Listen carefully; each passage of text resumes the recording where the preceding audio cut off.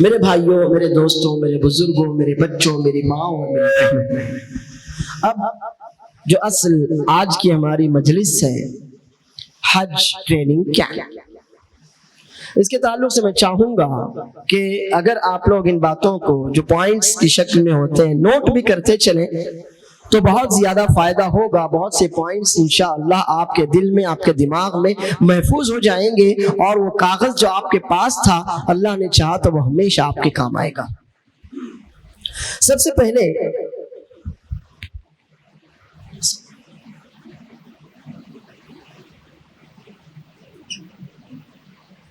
حج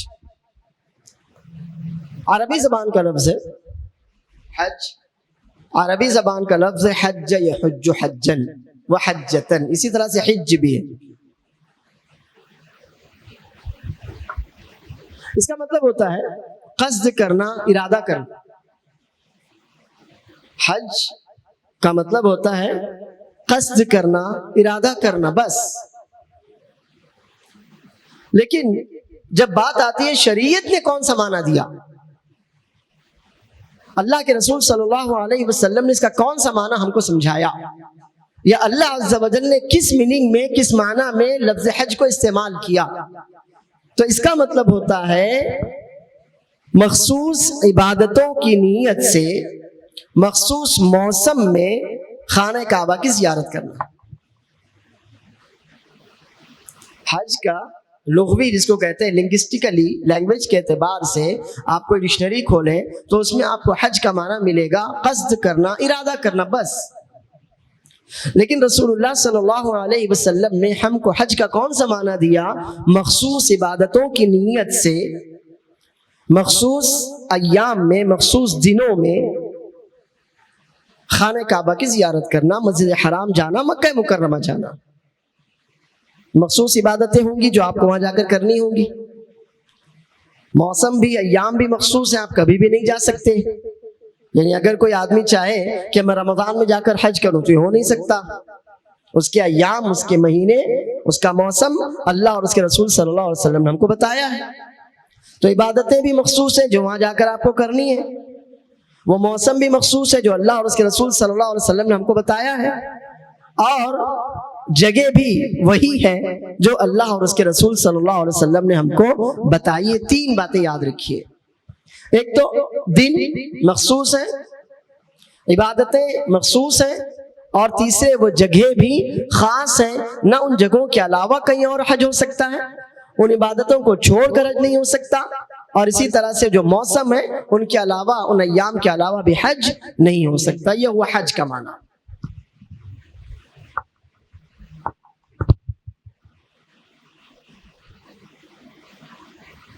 عمرہ. عمرہ یہ کلمہ جو آپ کے سامنے ہے دراصل یہ اعتمارہ سے ہے. اعتمارہ، اعتمار. اسی لیے عمرہ کرنے والے کو معتمر کہتے ہیں، حج کرنے والے کو تو حاجی کہتے ہیں، لیکن عمرہ کرنے والے کو معتمر کہتے ہیں. معتمر، عمرہ کرنے والا، کیونکہ وہ اعتمارہ یعتمر سے ہے. اس کا مطلب بھی ہوتا ہے قصد کرنا، زیارت کرنا. عمرہ کرنے کا بھی اگر آپ لغت میں، ڈکشنری میں معنی دیکھیں گے تو آپ کو ملے گا ارادہ کرنا، قصد کرنا، زیارت کرنا. لیکن اللہ کے رسول صلی اللہ علیہ وسلم نے ہم کو جو معنی دیا ہے عمرے کا وہ صرف اتنا نہیں ہے. اللہ کے رسول صلی اللہ علیہ وسلم نے اپنے قول اور اپنے عمل سے ہم کو عمرے کا جو میننگ، جو مفہوم، جو معانی بتائے ہیں وہ ہیں مخصوص عبادتوں کی نیت سے مکہ مکرمہ کا قصد کرنا، خانہ کعبہ کی زیارت کرنا. دیکھیے دونوں میں فرق. حج میں آپ نے، حج کا جو ڈیفینیشن، جو تعریف آپ نے لکھی اس میں ہے مخصوص عبادتیں ہوں، مخصوص ایام ہوں اور مکہ مکرمہ. لیکن عمرے میں مخصوص ایام نہیں، عمرے میں مخصوص ایام نہیں ہے. عمرے میں کیا ہے؟ مخصوص عبادتوں کی نیت سے مسجد حرام، خانہ کعبہ، مکہ مکرمہ جانا. مخصوص عبادتوں کی نیت سے خانہ کعبہ جانا، مسجد حرام جانا، مکہ مکرمہ جانا. تو اس سے یہ سمجھ میں آتا ہے کہ حج انہی مخصوص دنوں میں کیا جا سکتا ہے جن مخصوص دنوں کو اللہ اور اس کے رسول صلی اللہ علیہ وسلم نے واضح کر دیا، بتا دیا، سمجھا دیا۔ لیکن رہا مسئلہ عمرے کا، تو عمرہ زندگی میں کبھی بھی کریں، سال میں کسی بھی مہینے میں کریں، کسی بھی مہینے کے کسی بھی دن میں آپ کر سکتے ہیں۔ اس کے لیے نہ کوئی سال مخصوص ہے، اس کے لیے نہ کوئی مہینہ مخصوص ہے، اور نہ اس کے لیے کسی طرح کا کوئی دن یا کوئی تاریخ مخصوص ہے۔ مثلا آج کوئی بندہ چاہے میں جاؤں مکہ عمرہ کر کے آؤں، بے شک وہ جا سکتا ہے۔ محرم میں، سفر میں، ربیع الاول میں، ربیع الثانی میں، جمادی الاولیٰ میں، جمادی الاخرہ میں، جس مہینے میں آپ چاہیں عمرہ کر سکتے ہیں۔ عمرے کے لیے کوئی مہینہ یا کوئی دن یا کوئی تاریخ مخصوص نہیں ہے۔ یہ تو ہوا عمرے کے تعلق سے اور حج کے تعلق سے کچھ بنیادی باتوں کے تعلق سے آپ کے سامنے ان کی وضاحت۔ اب آگے بڑھتے ہیں۔ سب سے پہلی بات تو یہ ہے کہ مکہ مکرمہ حج اور عمرے کا مرکز ہے۔ حج اور عمرے کا کوئی بھی کام مکہ مکرمہ سے باہر نہیں۔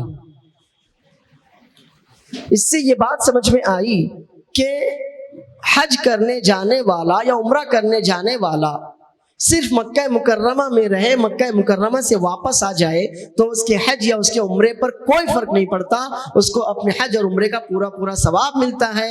یعنی مدینہ منورہ سے حج اور عمرے کا کوئی تعلق نہیں، مدینہ منورہ سے حج اور عمرے کا کوئی تعلق نہیں ہے۔ حج کا تعلق خالص مکہ مکرمہ سے ہے اور عمرے کا تعلق بھی خالص مکہ مکرمہ سے ہے۔ مکہ مکرمہ کے باہر حج یا عمرے کی کوئی عبادت نہیں کی جاتی، صرف ایک عبادت احرام باندھنا تو وہ مکے کے باہر ہوتا ہے، لیکن اس کا مقصد مکے میں جانا ہوتا ہے، اور اس عبادت کا بھی کوئی تعلق مدینہ منورہ سے نہیں ہے، اس عبادت کا بھی کوئی تعلق مدینہ منورہ سے نہیں ہے۔ تو یہ بات اچھی طرح اپنے ذہن میں بٹھا لیجئے کہ حج کا کوئی بھی عمل ہو، کوئی بھی رکن ہو، کوئی بھی کام ہو، یا عمرے کا کوئی بھی عمل ہو، کوئی بھی کام ہو، حج اور عمرے کے تمام کاموں کا تعلق صرف اور صرف مکہ مکرمہ سے ہے۔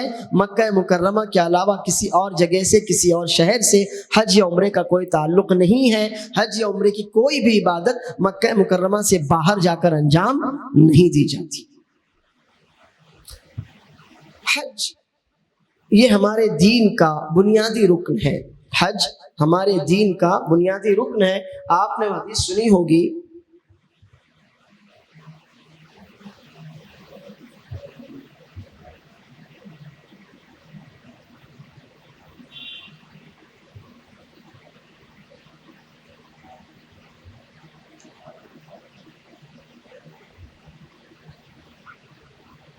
حج ہمارے دین کا ایک بنیادی رکن ہے۔ آپ نے حدیث سنی ہوگی جس میں اللہ کے رسول صلی اللہ علیہ وسلم فرماتے ہیں، بنی الاسلام علی خمس، شہادت اللہ الہ الا اللہ وان محمد رسول اللہ واقام الصلاۃ وایتاء الزکاۃ وصوم رمضان والحج۔ یہ صحیح مسلم کی روایت کے الفاظ ہیں، ورنہ بنیادی طور پر یہ حدیث صحیح بخاری اور صحیح مسلم دونوں کتابوں میں ہے۔ عبداللہ بن عمر رضی اللہ عنہما کہتے ہیں کہ رسول اللہ صلی اللہ علیہ وسلم نے فرمایا، ہمارے دین اسلام کی عمارت 5 اہم ترین بنیادوں پر، 5 اہم ترین ارکان پر قائم کی گئی۔ ہمارے دین اسلام کی جو تعمیر ہے یہ 5 اہم ارکان اور 5 اہم بنیادوں پر ہے، جن میں سے سب سے پہلی بنیاد ہے لا الہ الا اللہ محمد الرسول اللہ کی گواہی دینا صلی اللہ علیہ وسلم، کہ اللہ اکیلا ہمارا معبود ہے، اللہ اکیلا ہمارا رب ہے، وہی لائق عبادت ہے، عبادت اسی کی ہوگی، اللہ عز و جل کے علاوہ کسی اور کی عبادت نہیں ہو سکتی، وہی اکیلا رب، وہی اکیلا مالک، وہی اکیلا خالق، اس کا کوئی بھی شریک نہیں ہے، اس کو کسی مددگار کی کوئی ضرورت نہیں ہے، اس کا کسی سے یا کسی کا اس سے کوئی رشتہ نہیں ہے. وہ ہر معاملے میں اکیلا ہے, منفرد ہے, بے مثال ہے, سب سے اونچا, سب سے اوپر, سب سے اعلیٰ, سب سے برتر ہے. اکیلا اللہ ہی عبادت کے لائق ہے, اس بات کی بندہ گواہی دے. اور اسی کے ساتھ اس بات کی بھی کہ رسول اللہ محمد صلی اللہ علیہ وسلم اللہ کے بندے اور اللہ کے رسول ہیں. آپ خاتم الانبیاء ہیں, سید الاولین والآخرین ہیں. آپ کے بعد کوئی نبی اور کوئی رسول نہیں آئے گا. حتیٰ کہ عیسیٰ علیہ السلام بھی آئیں گے تو اپنی نبوت اور رسالت کے دعوے کے ساتھ نہیں آئیں گے, بلکہ ہمارے رسول صلی اللہ علیہ وسلم کی ہی شریعت پر وہ عمل کریں گے اور عمل کرائیں گے. دوسری بنیاد, نماز قائم کریں, یعنی نمازوں کی پوری پابندی کریں, نمازوں کی پوری حفاظت کریں, نمازوں کو ان کے اوقات میں پورے ان کی شرائط کے ساتھ, واجبات کے ساتھ, سنتوں کے ساتھ ادا کرنے کو نماز قائم کرنا کہتے ہیں. ہم زکوٰۃ دیں, اللہ عز و جل نے ہمارے پاس جو مخصوص قسم کے مال دیے, مثال کے طور پر سونا ہے, چاندی ہے, کرنسی ہے, تو اللہ عز و جل نے جو مال ہم کو دیا وہ مال اس پر ایک سال گزر جائے, وہ مال مخصوص مقدار کا ہو, تو ہم پر یہ فرض ہوتا ہے کہ ہم اس میں سے اللہ کے بندوں کی خاطر اللہ تعالیٰ کا حق ادا کریں جو اللہ نے ہم پر فرض کیا ہے. چوتھی بنیاد, رمضان کے روزے رکھیں. اور پانچویں بنیاد جس پر آج ہمیں بات کرنی ہے وہ ہے حج, اللہ کے گھر کا حج کرنا. لیکن اس کے لیے یہ ضروری ہے کہ آدمی کے پاس اس کی استطاعت ہو, اور استطاعت کیا ہے انشاءاللہ آپ کے سامنے یہ بات آئے گی. تو اس حدیث سے یہ واضح ہوا جو میں نے آپ کے سامنے رکھی کہ حج ہمارے دین کا ایک بنیادی رکن ہے. اگر کسی شخص پر حج فرض ہو چکا ہو, اس کے پاس استطاعت ہو اور وہ جان بوجھ کر حج میں ٹال مٹول کر رہا ہو, تو عمر رضی اللہ عنہ کے فتوے کے مطابق ایسے آدمی کا اسلام میں کوئی حصہ نہیں. جس آدمی پر حج فرض ہو چکا ہو لیکن وہ بلا وجہ اپنی دنیاوی مصروفیات کا بہانہ بنا کر ٹال مٹول کر رہا ہو, 1 سال گزر جائے, 2 سال گزر جائیں, 3 سال گزر جائے, 4 سال گزر جائیں, 5 سال گزر جائے, وہ حج نہیں کرتا, تو ایسے آدمی کا اسلام میں کوئی حصہ نہیں ہے. اب آپ اس سے اندازہ لگائیے کہ حج کا معاملہ اتنا زیادہ اہم ہے کہ اگر آپ کے پاس استطاعت ہو, آپ کے اوپر حج فرض ہو چکا ہو, تو جتنی جلدی ممکن ہو اس فریضے کو ادا کر لینا چاہیے. اللہ عز و جل فرماتا ہے وَلِلَّهِ عَلَى النَّاسِ حِجُّ الْبَيْتِ مَنِ اسْتَطَاعَ إِلَيْهِ سَبِيلًا.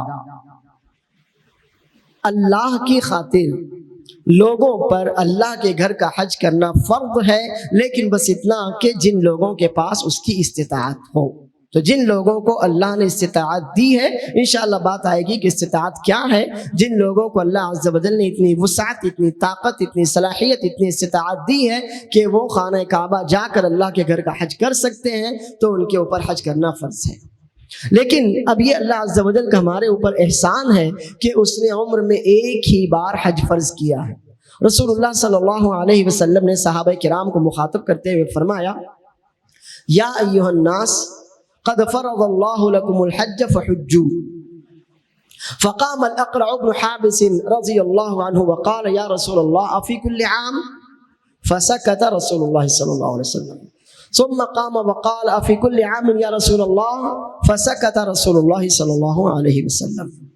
ثم قام وقال أفي كل عام يا رسول الله؟ فسكت رسول الله صلى الله عليه وسلم. ثم قال لو قلت نعم لوجبت ذروني ما تركتكم فإنما أهلك من كان قبلكم كثرة سؤالهم واختلافهم على أنبيائهم فإذا أمرتكم بأمر فأتوا منه ما استطعتم وإذا نهيتكم عن شيء فاجتنبوه. صحیح بخاری اور صحیح مسلم کی روایت ہے کہ اللہ کے رسول صلی اللہ علیہ وسلم نے صحابہ کرام کو مخاطب کرتے ہوئے فرمایا لوگو, اللہ تعالیٰ نے تم پر حج فرض کیا ہے تو حج کرو. اقرع بن حابس تمیمی رضی اللہ عنہ کھڑے ہوئے اور پوچھا اللہ کے رسول صلی اللہ علیہ وسلم کیا ہر سال حج کرنا ہے؟ رسول اللہ صلی اللہ علیہ وسلم خاموش رہے. تھوڑی دیر انتظار کے بعد وہ دوبارہ اٹھے اور پوچھا اللہ کے رسول صلی اللہ علیہ وسلم کیا ہر سال حج کرنا ہے؟ رسول اللہ صلی اللہ علیہ وسلم پھر خاموش رہے. تھوڑی دیر انتظار کے بعد وہ تیسری بار پھر اٹھے اور پوچھا اللہ کے رسول صلی اللہ علیہ وسلم کیا ہر سال حج کرنا ہے؟ رسول اللہ صلی اللہ علیہ وسلم پھر خاموش رہے اور تھوڑی دیر کے بعد آپ نے ارشاد فرمایا اگر میں ہاں کہتا تو واجب ہو جاتا, لو قلت نعم لوجبت ولما استطعت. اگر میں ہاں کہہ دیتا تمہارے سوال کے جواب میں تو ہر سال حج کرنا فرض ہو جاتا، واجب ہو جاتا، اور اگر ہر سال حج کرنا واجب ہو جاتا تو تم پھر اس کی ادائیگی نہیں کر پاتے۔ اس لیے جب تک میں تمہیں کسی کام کے کرنے کا ایک جنرل حکم دوں تو جیسی استطاعت ہو کر لیا کرو۔ میں نے کہا حج فرض کیا، آپ کر لو، ختم کر لو، آپ ایک بار کر لیا آپ نے، بات ہو گئی پوری۔ لیکن بار بار کریج کر سوالات مت کرو۔ بار بار کریج کر سوالات کرنے اور بال کی کھال نکالنے کی وجہ سے تم سے پہلے والے لوگ ہلاک ہوئے۔ وہ بہت زیادہ سوالات کرتے تھے، بہت زیادہ انبیاء کو مشقت میں ڈالتے تھے، اور پھر انبیاء سے اختلافات بھی اتنا ہی زیادہ کرتے تھے۔ جب میں تمہیں کسی کام کا حکم دوں تو جتنی اللہ عز و جل نے تمہیں استطاعت دی ہو اتنا کرو، اس سے زیادہ کا اپنے اوپر بوجھ مت لا دو۔ ہاں، اور اگر کسی کام سے منع کر دوں تو اس سے رک جاؤ، اس سے باز آ جاؤ۔ یہ حدیث ہم کو بتاتی ہے کہ حج ہمارے اوپر فرض ہے، لیکن اللہ تعالیٰ کا فضل اور اس کا کرم کہ عمر میں ایک ہی بار حج فرض ہے۔ ایک سے زائد بار اگر کوئی کرتا ہے تو یہ نفل ہے، فرض نہیں۔ اگلا مسئلہ یہ کہ حج کب فرض ہوا؟ بعض علماء کہتے ہیں کہ سن 6 ہجری میں فرض ہوا، بعض علماء کہتے ہیں کہ سن 9 ہجری میں فرض ہوا، اور بعض علماء کہتے ہیں کہ سن 10 ہجری میں فرض ہوا۔ صحیح بات یہ ہے کہ حج سن 9 ہجری میں فرض ہوا۔ صحیح بات یہ ہے کہ حج سن 9 ہجری میں فرض ہوا۔ اللہ کے رسول صلی اللہ علیہ وسلم نے جب ابو بکر صدیق رضی اللہ عنہ کو امیر حج بنا کر مکہ مکرمہ بھجوایا، اور ابو بکر صدیق رضی اللہ عنہ نے امیر حج کی حیثیت سے لوگوں کو حج کروایا۔ اسی موقع پر سورہ توبہ کی ابتدائی آیتیں براءۃ من اللہ ورسولہ الی الذین عاہدتم من المشرکین، یہ والی آیتیں نازل ہوئیں، اور اسی موقع پر اللہ کے رسول صلی اللہ علیہ وسلم نے یہ اعلان کروایا، الا لا یحجن بعد ھذا العام مشرک ولا یطوفن بالبیت عریان۔ اس سال کے بعد اب کوئی مشرک حج نہیں کر سکے گا۔ حج کے لیے مسلمان ہونا ضروری ہے۔ اس سال کے بعد اب کوئی مشرک حج نہیں کر سکے گا، اور اب سے کوئی بھی آدمی ننگا برہنہ ہو کر خانہ کعبہ کا طواف نہیں کر سکتا۔ زمانہ جاہلیت میں قریش کے علاوہ جو لوگ تھے وہ برہنہ یا نیم برہنہ ہو کر طواف کرتے تھے۔ کپڑے اسی کو میسر آتے، قریش مکہ جن کو کپڑے دے دیا کرتے تھے۔ اگر وہ کسی کو کپڑے نہیں دیتے کسی بھی وجہ سے، یا کسی کو کپڑے نہیں مل پاتے، تو مجبور ہوتا کہ ننگا ہو کر خانہ کعبہ کا طواف کرے۔ تو رسول اللہ صلی اللہ علیہ وسلم نے منع فرما دیا کہ اولاً تو کوئی بھی مشرک اب حج نہیں کر سکتا، اور دوسری بات یہ ہے کہ کوئی بھی آدمی یا عورت ننگا برہنہ ہو کر خانہ کعبہ کا طواف نہیں کر سکتا۔ یہ سن 9 ہجری کی بات ہے، جب رسول اللہ صلی اللہ علیہ وسلم نے ابو بکر صدیق رضی اللہ عنہ کو امیر حج بنا کر مکہ مکرمہ بھجوایا، اور انہوں نے امیر الحج کی حیثیت سے لوگوں کو حج کروایا۔ رسول اللہ صلی اللہ علیہ وسلم نے سن 10 ہجری میں حج کیا، اپنی وفات سے 3 مہینے پہلے۔ رسول اللہ صلی اللہ علیہ وسلم نے سن 10 ہجری میں حج کیا، اور اسی حج میں آپ نے فرمایا تھا لِتَأْخُذُوا مَنَاسِكَكُمْ لَعَلِّي لَا أَلْقَاكُمْ بَعْدَ عَامِي هَذَا۔ وہ جملہ رسول اللہ صلی اللہ علیہ وسلم نے جو فرمایا تھا وہ یہ تھا۔ صحیح مسلم کی روایت ہے، رسول اللہ صلی اللہ علیہ وسلم نے صحابہ کرام کو مخاطب کرتے ہوئے فرمایا، خذوا عنی مناسککم، مجھ سے اپنے حج کے عمرے کے سب کام سیکھ لو۔ اور دوسرے الفاظ جو میں نے یہاں لکھے ہیں، لتاخذوا مناسککم، تم اپنے حج اور عمرے کے کاموں کو منسک کہتے ہیں، مناسک۔ حج میں جو عبادتیں کی جاتی ہیں، عمرے میں جو عبادتیں کی جاتی ہیں، تو تم مجھ سے اپنی ان ساری عبادتوں کو سیکھ لو۔ فإنی لا ادری، مجھے نہیں معلوم۔ رسول اللہ صلی اللہ علیہ وسلم کو اللہ تعالیٰ نے مستقبل کا علم نہیں دیا تھا، علم غیب نہیں دیا تھا۔ آپ فرماتے ہیں فإنی لا ادری، مجھے نہیں معلوم، لعلی لا القاکم بعد عامی ھذا، بہت ممکن ہے کہ اب اس سال کے بعد میری تم سے ملاقات نہ ہو سکے۔ مجھے نہیں معلوم، ہو سکتا ہے کہ اب اس سال کے بعد میری تم سے ملاقات نہ ہو سکے، یعنی رسول اللہ صلی اللہ علیہ وسلم کا اشارہ تھا اپنی موت کی طرف، کہ اب جب کام پورا ہو چکا، جو ذمہ داری تھی وہ ادا کی جا چکی، تو اب بہت ممکن ہے کہ مجھے اللہ عز و جل کے پاس جانا پڑے، یعنی میری موت ہو جائے، وفات ہو جائے، اور اب اگلے سال، اس سال کے بعد میری تم سے ملاقات نہ ہو سکے۔ رسول اللہ صلی اللہ علیہ وسلم نے گویا اس حدیث کے اس ٹکڑے میں اپنے صحابہ کرام کو الوداع کہا۔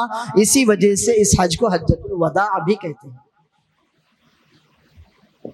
حجۃ الوداع اور وداع، ہم اردو والے اس کو وداع پڑھتے ہیں اور عربی میں اس کو حجۃ الوداع واو کے زبر سے حجۃ الوداع کہتے ہیں، دونوں صحیح ہیں، حجۃ الوداع اور حجۃ الوداع، کیونکہ رسول اللہ صلی اللہ علیہ وسلم نے یہی ایک حج کیا تھا اور اس حج میں آپ نے تمام مسلمانوں کو الوداع کہا تھا ان الفاظ کے ذریعے۔ مجھے نہیں معلوم، ہو سکتا ہے آئندہ سال میری تم سے ملاقات نہ ہو سکے، تو رسول اللہ صلی اللہ علیہ وسلم نے یہی ایک حج کیا۔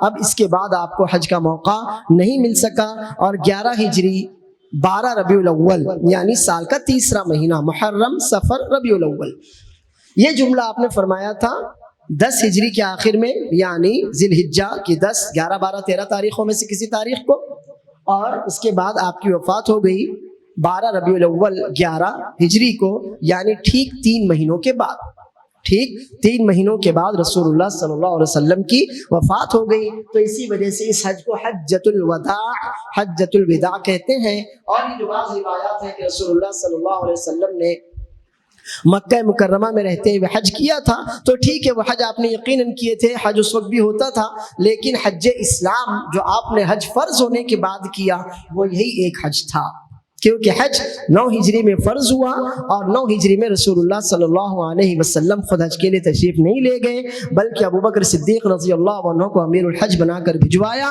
اور ان کے ذریعے ان تمام برائیوں کا خاتمہ کروا دیا، جن میں سے 2 کی طرف میں نے اشارے میں آپ کو بتایا۔ ایک تو یہ کہ کوئی مشرک اب آئندہ سے حج کو نہیں آئے گا، اور دوسری یہ کہ کوئی بھی آدمی یا عورت ننگا برہنہ ہو کر طواف نہیں کرے گا۔ ان یہ اور اس کے علاوہ جتنی بھی خرافات رہی ہوں گی، ان سب کا خاتمہ ہو گیا۔ اس کے بعد سن 10 ہجری میں رسول اللہ صلی اللہ علیہ وسلم نے 1 لاکھ سے زیادہ صحابہ کرام رضی اللہ عنہ مجمعین کے ساتھ حج کیا، اور اس حج کو اسی وجہ سے حجۃ الوداع یا حجۃ الوداع کہتے ہیں کہ رسول اللہ صلی اللہ علیہ وسلم کا آخری حج تھا، بلکہ پہلا بھی تھا، کہہ لیجئے آخری حج تھا، اور اس حج میں آپ نے تمام مسلمانوں کو رخصت کر دیا، الوداع کہہ دیا۔ رسول اللہ صلی اللہ علیہ وسلم نے حج کے تعلق سے جتنی بھی باتیں ہو سکتی تھیں، وہ سب صحابہ کرام رضی اللہ عنہ مجمعین کو سکھائیں، چاہے پھر وہ اپنے قول کے ذریعے یا اپنے عمل کے ذریعے، یا پھر صحابہ کرام نے آپ سے سوالات کیے اور رسول اللہ صلی اللہ علیہ وسلم نے ان سوالات کے جوابات دیے۔ حتیٰ کہ رسول اللہ صلی اللہ علیہ وسلم نے حج کی سعی اونٹ پر بیٹھ کر، حج کا طواف اور سعی اونٹ پر بیٹھ کر کیا، صرف اس وجہ سے کہ عبداللہ بن عباس رضی اللہ عنہما فرماتے ہیں، طواف رسول اللہ صلی اللہ علیہ وسلم وسعى لطواف الحج والسعي على راحلته ليرى الناس ويروه الناس۔ رسول اللہ صلی اللہ علیہ وسلم نے حجۃ الوداع میں جو حج کیا، طواف اور سعی کی، تو وہ آپ نے اپنے اونٹ یا اونٹنی پر بیٹھ کر کی، تاکہ آپ بھی لوگوں کو دیکھ سکیں اور لوگ بھی آپ کو دیکھ سکیں۔ لِأَنَّهُمْ غَشَوْهُ وَلِيَسْأَلُوهُ، وجہ یہ تھی کہ تمام لوگوں نے آپ کو ہر طرف سے گھیر لیا تھا، تو آپ نے اونٹ پر یا اونٹنی پر بیٹھ کر طواف اور سعی کی، تاکہ لوگ آپ کو دیکھ سکیں، آپ بھی لوگوں کو دیکھ سکیں اور لوگ آپ سے پوچھ سکیں۔ تو رسول اللہ صلی اللہ علیہ وسلم نے حج کے جتنے اعمال ہو سکتے ہیں، جو بھی کام ہو سکتے ہیں، جو فرائض ہیں، جو واجبات ہیں، جو شرائط ہیں، جو سنت اور مستحب امور ہیں، وہ سارے کے سارے صحابہ کرام کو بیان کر دیے، اور پھر حکم دیا کہ مجھ سے پوچھو، مجھ سے سیکھو۔ بہت ممکن ہے کہ پھر اپنی اس کے بعد اگلے سال ملاقات نہ ہو سکے۔ تو یہ حج کے تعلق سے کچھ بنیادی باتیں تھیں۔ ہم نے جو یہ کہا کہ ہمارے اوپر ایک مسلمان ہونے کی حیثیت سے حج ہمارے دین کا بنیادی رکن بھی ہے، اور جن لوگوں کو اللہ عز و جل نے استطاعت دی ہو، ان لوگوں کے اوپر عمر میں ایک بار حج کرنا فرض بھی ہے۔ کچھ فضیلتیں بھی جان لیجئے، اس لیے کہ انسان بنیادی طور سے تھوڑا سا لالچی، انسان کی فطرت میں تھوڑی سی حرص، تھوڑی سی ہوس، تھوڑا سا لالچ رکھا گیا ہے۔ ہم میں سرشس یہ چاہتا ہے کہ اگر میں کچھ کروں تو مجھے کچھ ملے، कुछ सवाब जल्दी मिले, कुछ सवाब देर से मिले।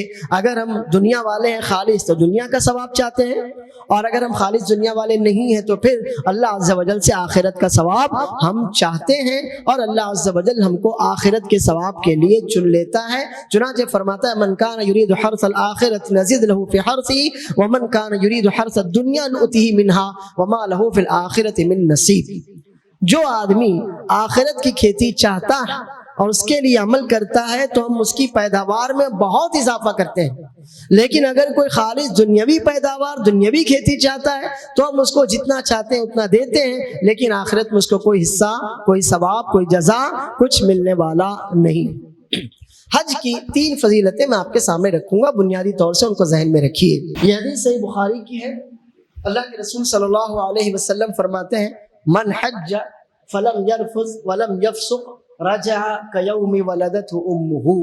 जो शख्स हज करे और हज के दौरान न वो किसी तरह की फहश गुफ्तगू करे, यानी फहश बात, फहश काम, जो भी आप समझते होंगे जिसको यानी आप कह सकते हैं कि सबके सामने वो बात नहीं की जा सकती, सबके सामने वो काम नहीं किया जा सकता, मसलन मियाँ बीवी के आपसी मामलात।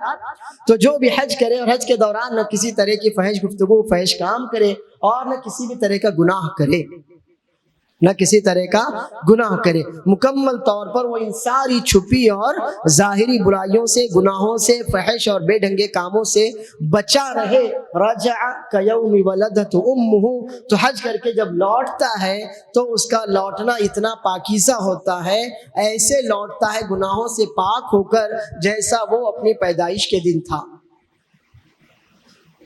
नौज़ायदा बच्चा, न्यू बॉर्न बेबी, वो गुनाहों से पाक होता है कि नहीं होता? होता है। तो वो आदमी जो साफ सुथरा हज करके अपने घर को लौटता है तो कैसे है?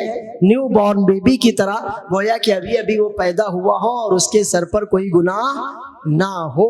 हज से इंसान के तमाम गुनाह धुल जाते हैं, ख़त्म हो जाते हैं, माफ़ हो जाते हैं। अल्लाह के रसूल सल्लल्लाहु अलैहि वसल्लम ने अम्र बिन आस रज़ियल्लाहु अन्हु को मुखातब करके फरमाया था, जब वो इस्लाम लाने की गरज से आपकी खिदमत में हाजिर हुए थे सन 6 हिजरी के बाद, तो आपने फरमाया था, इन्नल हज्ज यहदिमु मा कान क़ब्लहु, हज अपने से पहले के तमाम गुनाहों को बख्शवा देता है, माफ़ करवा देता है। तो अब ज़रूरी ये होता है कि हाजी अपनी उसी पाकीज़गी पर बरकरार रहे। ये नहीं कि हज करके आए, अब सब गुनाह माफ हुए तो दोबारा से नए गुनाहों में लग जाएं, जी नहीं। इसलिए कि अगर आपकी हज के बाद की ज़िंदगी हज के पहले की ज़िंदगी की तरह है तो समझ लीजिए आपको हज करने से कोई फ़ायदा नहीं हुआ। इसलिए कि नेकी के कबूल होने की एक अलामत ये है कि आदमी उसके बाद फिर नेकी करता है, और नेकी के कबूल ना होने, रद्द होने की एक अलामत ये है कि आदमी उसके बाद गुनाह करता है या उसको मजीद नेकी की तौफीक नहीं होती। तो हज से गुनाह माफ़ हो जाते हैं, लेकिन याद रखिए ये वो गुनाह हैं जिनका ताल्लुक बंदे और अल्लाह के दरमियान से है। ये कौन से गुनाह हैं? जिनका ताल्लुक बंदे और अल्लाह के दरमियान है। अल्लाह के जो हुकूक थे, हमसे कोताही होती है, हमसे कोताही हुई, हमने हज किया, अल्लाह से माफ़ी मांगी, अल्लाह ने बख्श दिया।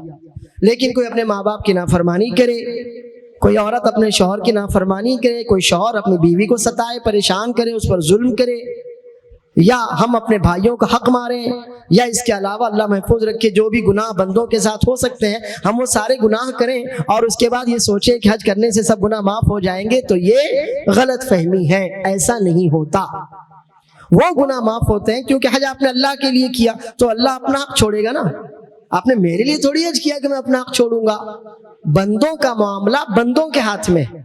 आपने हज किया, आपके वो गुनाह माफ हुए जो आपके और अल्लाह के दरमियान थे, आपने अल्लाह के हुकूक की कोताही की थी, अल्लाह ने वो गुनाह माफ किए। लेकिन जो बंदों के गुनाह हैं, तो बंदों के गुनाहों की माफ़ी की शर्त ये है कि आप उन बंदों से माफ़ी मांगें और उन बंदों पर आपने जो जुल्म किया था या जो उनका हक आप खा गए थे, आप उनका हक उनको लौटाएं। अल्लाह के हुकूक, आपने हज किया, माफ हुए। आपने नमाज पढ़ी, बहुत से गुनाह वैसे माफ हो गए। आपने वुजू किया, माफ हुए। लेकिन जो हुकूक आप बंदों के होते हैं, जो गुनाह हम और आप बंदों के साथ करते हैं, तो इनकी माफ़ी की शर्त यह है कि हम उन बंदों से माफ़ी मांगे, और अगर हमने उनका कोई हक ले लिया था तो उनका हक उनको इज्जत के साथ, शराफत के साथ वापस लौटा दें। तो यह हज की पहली फजीलत है कि वो आदमी जो पूरे तौर पर सच्चाई के साथ, पाकीज़गी के साथ, नेक नियति के साथ हज करता है, दौरान हज कोई गुनाह नहीं करता, तो जब वो अपने घर को लौटता है तो बिल्कुल उस दिन की तरह पाक साफ होता है जिस दिन उसने दुनिया में आंखें खोली थी, उसकी पैदाइश हुई थी। दूसरी फजीलत, ये हदीस भी सही बुखारी और सही मुस्लिम की है। अल्लाह के रसूल सल्लल्लाहु अलैहि वसल्लम फरमाते हैं, अल उम्रतु इलल उम्रति कफ्फारतुन लिमा बैनहुमा। एक उम्रा अगला उम्रा, ये दो उम्रे आपने किए तो ये दोनों उम्रे अपने दरमियान के गुनाहों का कफ्फारा बन जाते हैं। मान लेते हैं एक आदमी ने 2021 में उम्रा किया था, अब अल्लाह अज़्ज़ व जल ने उसे 2023 में फिर से उम्रे की तौफीक दी, तो अब ये जो दो उम्रे हैं ये अपने दरमियान के तमाम गुनाहों का कफ़ारा बन जाते हैं, उन गुनाहों को अल्लाह ताला माफ़ कर देता है। और रहा हज का मामला, वो भी हज मबरूर, अल हज्जुल मबरूर यानी हज मकबूल, हज मबरूर यानी हज मकबूल। जो अभी आपने पिछली हदीस में जाना कि जिस हज के दौरान आदमी ने किसी भी तरह का छोटा बड़ा गुनाह ना किया हो, नेक नियति के साथ खालिस अल्लाह अज़्ज़ व जल को राजी करने, अपने गुनाहों को माफ़ करवाने के लिए उसने हज किया हो, उसको हज मबरूर कहते हैं। तो वल हज्जुल मबरूर लैसा लहू जज़ाउन, एक रिवायत में सवाबुन, वल हज्जुल मबरूर लैसा लहू जज़ाउन इल्लल जन्नह। और रहा हज मकबूल का मामला, तो उसकी जज़ा, उसका बदला तो जन्नत के अलावा कुछ है ही नहीं, उसका सवाब, उसकी जज़ा जन्नत के अलावा कुछ है ही नहीं। यानी बस ये है कि आप ये समझ लीजिए वो आपके जन्नत में जाने का सबब बनेगा। और अब क्या फजीलतें मजीद मिलने वाली हैं, तो अल्लाह के रसूल सल्लल्लाहु अलैहि वसल्लम ने इस पर खामोशी इख्तियार की। अब वो अल्लाह और बंदे का मामला है कि अल्लाह अज़्ज़ व जल उसको जन्नत देने के बाद मजीद और कितनी फजीलतों से नवाजता है। अल्लाह के रसूल सल्लल्लाहु अलैहि वसल्लम से पूछा गया, अय्युल अअमालि अफ़दल, क़ाल ईमानुन बिल्लाहि व रसूलिही, सुम्मा क़ील सुम्मा अय्यु, क़ाल जिहादुन फ़ी सबीलिही, क़ील सुम्मा अय्य, क़ाल अल हज्जुल मबरूर। रसूलुल्लाह सल्लल्लाहु अलैहि वसल्लम से पूछा गया सबसे अफजल अमल कौन सा है, आपने फरमाया अल्लाह और उसके रसूल सल्लल्लाहु अलैहि वसल्लम पर ईमान लाना, यही सबसे ऊंचा, सबसे अफजल, सबसे ज़रूरी अमल है। बाकी के सारे आमाल की बुनियाद इसी पर है, ये हमारा अकीदा है, अकीदे की बुनियाद। पूछा गया फिर कौन सा, आपने फरमाया अल्लाह के रास्ते में जिहाद करना। पूछा गया फिर कौन सा, फरमाया हज मबरूर, हज मकबूल, ऐसा हज अल्लाह अज़्ज़ व जल के यहाँ जो कबूल हो जाए। ये हदीस सुनन तिरमिज़ी की है। रसूलुल्लाह सल्लल्लाहु अलैहि वसल्लम फरमाते हैं, ताबिउ बैनल हज्ज वल उम्रह, एक के बाद दूसरा, दूसरे के बाद तीसरा, तीसरे के बाद चौथा, पै ब पै लगातार बार बार बार बार हज और उम्रा करो, बार बार हज और उम्रा करो।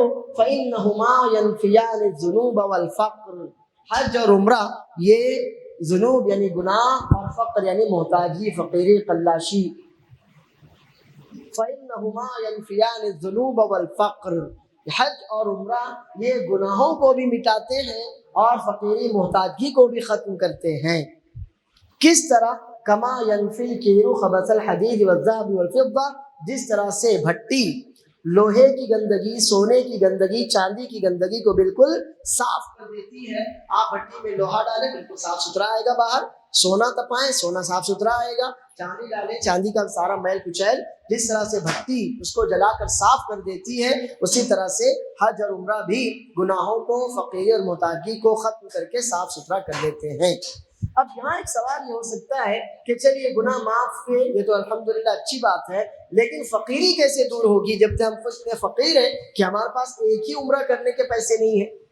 हम खुद इतने फ़क़ीर और मोहताज हैं, हमारे पास एक उम्रा करने के पैसे नहीं है। और हदीस तो ये कहती है कि आप हज और उम्रा बार बार करो, बार बार हज और उम्रा करने से आपके गुनाह भी माफ़ होंगे, अल्हम्दुलिल्लाह आपकी फ़क़ीरी और मोहताजगी भी दूर होगी। अब फ़क़ीरी मोहताजगी दूर कैसे होगी, हम तो ऑलरेडी फ़क़ीर हैं। ये उन लोगों के लिए जिनके पास माल हो, ऐसी बात नहीं है। अल्लाह अज़्ज़ व जल फरमाता है, अना इंदा ज़न्नि अब्दी बी, मैं अपने बंदे के साथ वैसा ही मामला करता हूँ जैसा बंदा मेरे ताल्लुक़ से ख्याल रखता है, अक़ीदा रखता है, तसव्वुर रखता है, गुमान रखता है। आप अपने रब से अच्छा गुमान, अच्छी तवक्को, अच्छी उम्मीद रखेंगे, अल्लाह अज़्ज़ व जल आपके साथ वैसा ही मामला करेगा। और अगर देखा जाए तो आज के ज़माने में हज और उम्रा इतना मुश्किल भी नहीं, वीज़े में आसानी है, آپ پاسپورٹ بنائیے, ویزا پرائیویٹ نکالیے, ایک دن کے لیے عمرہ کر کے آ جائیے. کون کہتا ہے آپ وہاں جا کر 1.5 مہینہ رکیں؟ ضروری نہیں ہے. عمرہ آپ فجر میں پہنچے, فجر کی نماز مکہ مکرمہ مسجد حرام میں آپ نے پڑھی, 2 ڈھائی 3 گھنٹے میں عمرہ ہوا, دوپہر کی فلائٹ سے واپس. آپ سوچ رہے ہوں گے یہ خیال ہے. جی خیال نہیں ہے, یہ پریکٹیکل ہے, یہ خیال نہیں ہے. یعنی آپ عمرہ کر کے ایسے لوٹیں گے کہ آپ کسی شادی, کسی ولیمے, کسی جنازے میں شرکت کر کے گویا واپس آ رہے ہو 2 4 6 گھنٹے میں. آپ نے عشاء کی نماز اپنے گھر پر پڑھی, واپس اگلے دن آپ عشاء کی نماز اپنے گھر پر پڑھے, کسی کو سمجھ میں بھی نہیں آئے گا کہ آپ عمرہ کر کے آ گئے. اتنا ایزی ہے, اور صرف خیالی بات نہیں بلکہ پریکٹیکل ہے. بلکہ یہ کیسا ہے؟ پریکٹیکل ہے. آپ ایک دن کے لیے جائیے, عمرہ کیجیے, واپس آ جائیے. اب تھوڑا بہت پیسہ تو بہرحال آپ کو اس کے لیے لگانا پڑے گا. اس کے لیے آپ کو تھوڑی بھاگ دوڑ کرنی پڑے گی, تھوڑی محنت کرنی پڑے گی, اللہ عز و جل سے مانگنا پڑے گا, گڑ گڑانا پڑے گا. ہاتھ پر ہاتھ دھرے بیٹھے رہنے سے آپ کو کچھ نہیں ملنے والا. پان کی دکانوں پر تمباکو گٹکے بار میں پیسہ ضائع کرنے سے آپ کو کچھ نہیں ملنے والا. دوستوں کی شادیوں میں ہزاروں روپے کے تحفے دینے سے بھی آپ کو کچھ نہیں ملنے والا. آدھی آدھی رات تک آپ کو سڑکوں پر مٹر گشتی کرنے سے کچھ نہیں ملنے والا. 1.5 لاکھ روپے کے موبائل یوز کرنے سے آپ کو کوئی خاص فائدہ نہیں ملنے والا. یہاں پر ہم پیسہ خرچ کر دیتے ہیں. آپ سوچئے کتنا پیسہ ہمارا چلا جاتا ہے ان فالتو چیزوں کے پیچھے. جب کبھی نہیں سوچتے کہ میں تو محتاج ہوں, فقیر ہوں, بیمار ہوں, قلاش ہوں. لیکن جب بات آئے گی کہ آپ کو عمرہ کرنا ہے, 30-35 ہزار میں آپ کا عمرہ ایزیلی ہو جاتا ہے, 2 دنوں کا, اور وہاں پر آپ کو نظر آتا ہے کہ نہیں میرے پیچھے تو یہ خرچے ہیں. یہ سارے شیطانی بہکاوے اور وسوسے ہیں. آپ ٹھان کر دیکھیے, اللہ عز و جل آپ کی مدد ضرور کرے گا. اللہ فرماتا ہے فَإِذَا عَزَمْتَ فَتَوَكَّلْ عَلَى اللَّهِ. آپ نے پکا ارادہ کرنا ہے. بس کیا کرنا ہے آپ کو؟ بس آپ پکا ارادہ تو کیجئے. آپ اللہ عز و جل سے کہیے اللہ میرا ارادہ مضبوط ہے. اللہ پر بھروسہ رکھیے. اللہ عز و جل آپ کے لیے ایسے اسباب مہیا کرے گا کہ آپ کے تصور میں بھی نہیں ہو سکتا. کتنے ہزاروں لاکھوں لوگ ہیں جن کے پاس کوئی پیسہ نہیں تھا, انہوں نے حج بھی کیا, عمرے بھی کیے, بار بار کیا. کتنے ہزاروں لوگ ہیں. یہ ہم سوچتے رہ جاتے ہیں نا. آپ اپنے معاملے اللہ کے حوالے کیجئے, اس پر بھروسہ کیجئے, تھوڑی سی تگودو اور محنت مشقت کرنے کی کوشش تو کیجئے. اس کے بعد آپ شکایت کر سکتے ہیں. لیکن ہم شکایت کب کرتے ہیں؟ جب ہم نے کچھ بھی نہیں کیا. شکایت ہم کب کرتے ہیں؟ جب ہم نے کچھ نہیں کیا. حالانکہ شکایت کب کرنا چاہیے؟ جب آپ نے سب کیا اور پھر کام نہیں ہوا. ہم وہاں تک تو پہنچتے ہی نہیں, اس سے پہلے ہی شکایتیں شروع ہو جاتی ہیں. نہیں میں بیمار ہوں, گھر میں یہ بیمار ہے, وہ ضرورت ہے, یہ پریشانی ہے. ایسا نہیں ہوتا. آپ بھروسہ اللہ پر رکھیے, عزم پکا رکھیے, اور کوشش کے ساتھ اللہ سے دعائیں مانگیے. ضرور بضرور اللہ عز و جل آپ کی توقع سے بڑھ کر ہم کو اور آپ کو نوازے گا. تو امید ہے کہ فقر کا جواب آپ کو مل گیا ہوگا. اور پھر اللہ عز و جل کے دربار میں آپ گئے, اللہ کے گھر پر آپ گئے, آپ نے اللہ سے کہا اللہ میں دوبارہ آنا چاہتا ہوں, یہاں پر میں جانا نہیں چاہتا. بہت ممکن ہے آپ کی دعا قبول ہو, آپ کی وہیں پر موت ہو جائے, یہ بھی ممکن ہے. اب قیامت تک آپ وہیں رہنے والے ہیں, تو بہت ممکن ہے. آپ اللہ عز و جل سے مانگیے, نہ جانے کب کون سی گھڑی ہو کہ اللہ عز و جل آپ کی وہ دعا قبول کر لے. آپ یہاں رہتے ہوئے مانگیے, اللہ میں تجھ سے مانگ رہا ہوں, تو دینے والا ہے. میں تیرا گھر دیکھنا چاہتا ہوں, میں تیرے گھر کی زیارت کرنا چاہتا ہوں, میں رسول اللہ صلی اللہ علیہ وسلم کا شہر دیکھنا چاہتا ہوں, رسول اللہ صلی اللہ علیہ وسلم کی مسجد میں 2 رکعتیں پڑھنا چاہتا ہوں. یقیناً آپ کی دعا اللہ عز و جل نہ جانے کب کیسے قبول کر لے, آپ کے وہم و گمان میں بھی نہ ہو, اور آپ مکہ مکرمہ مدینہ منورہ جائیں آئیں یا وہاں رہ جائیں, ساری باتیں ممکن ہیں. تو حدیث دراصل ہم کو اللہ عز و جل پر بھروسہ, توکل, اللہ کے ساتھ حسن ظن, اللہ عز و جل سے اچھی امید رکھنا بھی سکھاتی ہے, اور یہ بتاتی ہے کہ بار بار حج اور عمرے کرو. ان دونوں سے انشاءاللہ یہ فائدہ ہوگا کہ ہمارے گناہ بھی معاف ہوں گے, ہماری محتاجی, مفلسی اور فقیری بھی دور ہوگی. بالکل اسی طرح جس طرح بھٹی میں ڈالنے پر لوہا صاف ہو جاتا ہے, سونا صاف ہو جاتا ہے, اور چاندی صاف ہو جاتی ہے. یہ حج کی فضیلت کے تعلق سے 3 اہم روایتیں میں نے آپ کے سامنے رکھی ہیں. اب اگلے مسئلے پر آتے ہیں. یہ ہم نے جانا کہ حج سن 9 ہجری میں فرض ہوا, اور یہ بھی ہم نے جانا کہ حج استطاعت رکھنے والوں پر فرض ہے. اللہ فرماتا ہے وَلِلَّهِ عَلَى النَّاسِ حِجُّ الْبَيْتِ مَنِ اسْتَطَاعَ إِلَيْهِ سَبِيلًا. اللہ تعالیٰ کے گھر کا حج کرنا ان لوگوں پر فرض ہے جن کے پاس وہاں تک جانے کی استطاعت ہو. اب یہ استطاعت کیا ہے؟ یہ بھی ہم جان چکے کہ حج عمر میں ایک ہی بار فرض ہے. اللہ عز و جل نے کسی کو توفیق دی, مال دیا, تو بے شک وہ 1 سے زائد بار, 2 بار, 3 بار, 4 بار جائے حج کرے, لیکن وہ سب نفلی حج ہوں گے. جو حج فرض ہے وہ بلوغت کے بعد ایک ہی بار فرض ہے. اب یہ استطاعت کیا ہے, یہ حج کی شرطیں کیا ہیں, حج واجب ہونے کی شرطیں کیا ہیں؟ استطاعت، وسعت، آپ کی طاقت، حج کرنے کی کیا صلاحیت. تو سب سے پہلے تو یہ ہے کہ آدمی مسلمان ہو. سب سے پہلی شرط کیا ہے اس کی؟ آدمی مسلمان ہو. دوسرے بالغ ہو، اڈلٹ. اور بلوغت کے لیے اسلام میں 18 سال کی کوئی عمر نہیں. ہمارے یہاں اسلام کے اعتبار سے بلوغت کے لیے کوئی ایک عمر فکس نہیں، بلکہ انسان کی اپنی جسمانی جو بناوٹ ہوتی ہے، جو کچھ جسمانی ضرورتیں ہوتی ہیں، اس کے اعتبار سے یہ طے ہوتا ہے. اب عموماً آج کے زمانے میں بہت سے بچے ہمارے 12 سال 13 سال میں بالغ ہو جاتے ہیں. کچھ بچے 14 15 میں بالغ ہوتے ہیں. دونوں طرف مردوں اور عورتوں کا سیم معاملہ ہے. زیادہ تر بچے 12 سال کی عمر میں بالغ ہوتے ہیں، کچھ بچے 13 میں، کچھ بچے 14 میں، کچھ اس کے بعد بھی ہو سکتے ہیں، اور کچھ بچے پہلے بھی ہو سکتے ہیں. لیکن اگر دیکھا جائے تو 18 سال کی عمر کا بلوغت سے کوئی لینا دینا نہیں ہے. وہ تو ہماری دنیاوی آپ کہہ سکتے ہیں نظام یا قوانین ہے جس کے اعتبار سے ایک عمر طے کی جاتی ہے، ورنہ یہ بلوغت کا تعلق انسان کے جسم سے، بلوغت کا تعلق انسان کے جسم سے ہے. اور جتنے بھی اعمال فرض ہوتے ہیں وہ سب بلوغت کے بعد ہی ہوتے ہیں، بلوغت سے پہلے نہیں ہوتے. پھر وہ آپ کی نماز ہو، وہ روزے ہوں، یا وہ حج ہو. بچہ جب تک بالغ نہیں ہوتا اس پر نماز فرض نہیں ہوتی. بچہ جب تک بالغ نہیں ہوتا اس پر روزہ بھی فرض نہیں ہوتا، اور بچہ جب تک بالغ نہیں ہوتا اس پر حج بھی فرض نہیں ہوتا. تو یہ دوسری شرط ہے کہ آپ بالغ ہو، آپ مسلمان ہیں، آپ بالغ ہیں. اور تیسری شرط ہے عقل.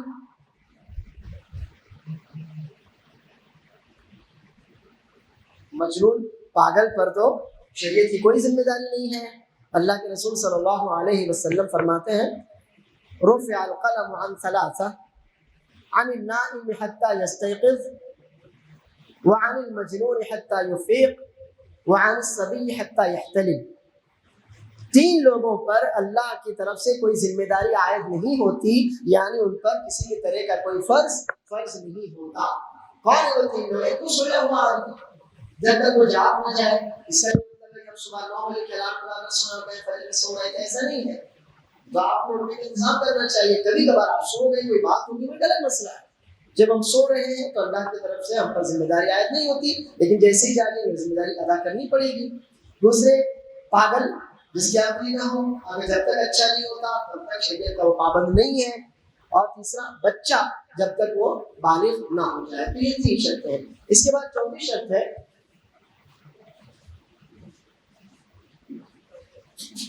استطاعت. یہ استطاعت کیا ہے؟ استطاعت کا تعلق آپ کے مال سے ہے. استطاعت کا تعلق آپ کے سفر سے ہے. آپ اس کو کہہ سکتے ہیں زاد راہ، آپ اس کو کہہ سکتے ہیں راستہ. آپ کے پاس مال ہے، وہ مال اتنا ہے کہ آپ یہاں سے مکہ جائیں، مکہ سے واپس آ جائیں، وہاں خرچ کریں، اتنا مال. اور پھر یہ بھی کہ آپ کے پیچھے آپ کے جو لوگ ذمہ داری میں ہیں، آپ ایسا نہیں کہ ان کو بھکاری چھوڑ جائیں، ایسا بھی نہ کریں. آپ کے پاس اتنا مال ہو کہ جو یہاں سے مکہ جانے، مکہ سے واپس آنے، دوران سفر کے اخراجات کے لیے کافی ہو. اور اس کے بعد آپ جا رہے ہیں، جن لوگوں کی آپ کے اوپر ذمہ داری ہے، مثلا گھر میں مان لیتے ہیں کہ آپ کے بچے ہیں، ان کی ذمہ داری آپ کے اوپر ہے. ذمہ داری مسئلہ نہیں ہے کہ بچے سب کمانے والے ہیں، ہمارے پاس اتنا مال ہے، ویسے کوئی مسئلہ ہی نہیں. تو یہ ہے مال، آپ کے پاس مال ہے. دوسرا ہے سفر یعنی زاد راہ، دوران سفر جو اخراجات آپ کو لگنے والے ہیں، کھانے پینے کے لیے، بیماری وغیرہ اللہ نہ کرے ہو جائے اس کے لیے. اور اسی طرح سے آپ کا راستہ پرامن ہونا چاہیے، جانے آنے کا انتظام ہونا چاہیے. راستہ پرامن ہونا چاہیے اور جانے آنے کا صحیح انتظام ہونا چاہیے. تو استطاعت کا تعلق ہمارے مال سے اور ہمارے سفر سے ہے. اب اس کے علاوہ رہا ہمارا جسم. تو اگر ایک آدمی کے پاس مال ہے، اتنا مال ہے کہ وہ مکہ جا سکتا ہے، مکے سے واپس آ سکتا ہے، حج عمرہ کر سکتا ہے، اور اس کے پیچھے اس کے گھر والوں کا کوئی مسئلہ نہیں ہے، تو اس پر اب حج فرض ہو گیا. لیکن جسمانی طور پر اگر وہ آدمی معذور ہے، اللہ محفوظ رکھے، وہ آدمی معذور ہے، تو پھر کیا کرے؟ تو وہ حج بدل کروائے. حج اس پر فرض ہے لیکن وہ خود نہیں کر سکتا، تو کیا کرے؟ پھر حج بدل کروائے. انشاءاللہ یہ مسئلہ بھی آئے گا کہ حج بدل کون کر سکتا ہے اور کس کی طرف سے کر سکتا ہے. لیکن ایک آدمی جس کے پاس مالی استطاعت ہے، راستے آنے جانے کا انتظام صحیح ہے، راستہ پرامن ہے، مامون ہے، خطرناکی نہیں ہے، تو اب اس کے اوپر حج فرض ہے. وہ خود نہیں جا سکتا، جسمانی مجبوریاں ہیں، اللہ محفوظ رکھے، تو کسی اور کو وہ اپنی طرف سے حج کروائے، جس کو حج بدل کہتے ہیں. اب اس کے علاوہ دو باتیں اور وہ باتیں عورت کے تعلق سے. آپ جانتے ہیں کہ عورت کا معاملہ نازک ہے. خواتین کی عزت بہت ہی نازک ہوتی ہے اور اس کی حفاظت کی ذمہ داری خود اس پر، ہم پر اور پورے معاشرے پر ہوتی ہے. عورت کی عزت نازک ہوتی ہے، اس کی حفاظت کی ذمہ داری خود اس پر، ہم پر اور پورے معاشرے پر ہوتی ہے. تو اسی لیے ہماری شریعت نے عورتوں کے تعلق سے کچھ احکام بھی مخصوص کیے. مثلا مسجد، میں اور آپ مرد ہیں تو ہمارے اوپر یہ فرض ہے کہ فرض نمازیں کہاں پڑھیں؟ مسجد میں اندر پڑھیں. ہم اور آپ مرد ہیں، اللہ نے آپ کو مرد بنایا، چلو مسجد میں آؤ، ٹھیک ہے. لیکن خواتین اگر آنا چاہیں تو آئیں، ورنہ آنا چاہیں تو ان کی مسجد میں. خواتین کی مسجد میں آنا ضروری ہے کہ نماز کے لیے ہمارے لیے ضروری ہے. اللہ نے ہم اور آپ کو مرد بنایا ہے. فجر ہے آئیے مسجد میں، ظہر ہے آئیے مسجد میں، عصر ہے آئیے مسجد میں، جمعہ ہے آئیے مسجد میں. ہمارے اوپر فرض ہے نام باجماعت نمازوں میں ہم مرد ہونے کے حیثیت سے شریک ہوں. لیکن خواتین ہماری مائیں ہیں، بہنیں ہیں، بیٹیاں ہیں، بالغ ہیں، نابالغ جو بھی ہیں، ان کے اوپر مسجد میں آنا فرض نہیں ہے. اگر آتی ہیں ہم انتظام کریں، آئیں، اچھی بات. نہیں آتی تو پھر ان کے لیے مسجد میں آنا ضروری نہیں ہے. تو یہ کیوں ہے ایسا کیوں؟ ایسا ان کی حفاظت کی خاطر ہے. ایسا کیوں ہے؟ شریعت چاہتی ہے کہ خواتین زیادہ سے زیادہ گھر میں رہیں. جتنا زیادہ گھر میں رہیں گی ان کی حفاظت ہوتی رہے گی، شیطان کو انہیں دیکھنے کا اور کسی کو بہکانے کا موقع انشاءاللہ نہیں مل سکے گا. تو اب عورتوں کو لے کر ہماری شریعت نے کچھ مخصوص احکام اور بھی دیے ہیں. تو ایک تو پہلا یہ ہے، عورتوں کی استطاعت کی بات جو چل رہی ہے، پہلا تو یہ ہے کہ عورت کے لیے محرم کا ہونا ضروری ہے. یہ جو لفظ آپ کے سامنے لکھا ہے، آپ اس کو تین طرح پڑھ سکتے ہیں: محرم، محرم اور محرم. محرم اگر آپ کہیں تو ایک مہینہ ہے ہمارے یہاں محرم، سفر. اسی طرح سے محرم کا ایک معنی ہوتا ہے اللہ نے جس چیز کو حرام قرار دیا اس کو بھی محرم کہتے ہیں. اگر آپ نے اس کو پڑھا محرم، تو محرم کا تعلق ہمارے حج اور عمرے سے ہے. جس آدمی نے حج کا عمرے کا احرام باندھا ہوا اس کو کیا کہتے ہیں؟ محرم. لیکن یہاں جو بات چل رہی ہے وہ کس کی چل رہی ہے؟ محرم کی. میم پر زبر، را پر زبر، محرم. محرم کا مطلب ہوتا ہے عورت کا وہ مرد رشتہ دار کہ اس مرد کی اس عورت سے شادی نہیں ہو سکتی. محرم کا مطلب کیا ہوتا ہے؟ کسی بھی عورت کا وہ مرد رشتہ دار. عورت کی محرم نہیں ہوتی، مرد. کسی بھی عورت کا وہ مرد رشتہ دار کہ اس مرد کی اس عورت سے شادی نہیں ہو سکتی. مثلا ماں بیٹا، سگا بھائی سگی بہن، سگی خالہ ہماری، سگی پھوپھی ہماری، یا نواسی آپ کی، بھتیجی آپ کی، بھانجی آپ کی، تو ان سے نکاح نہیں ہو سکتا.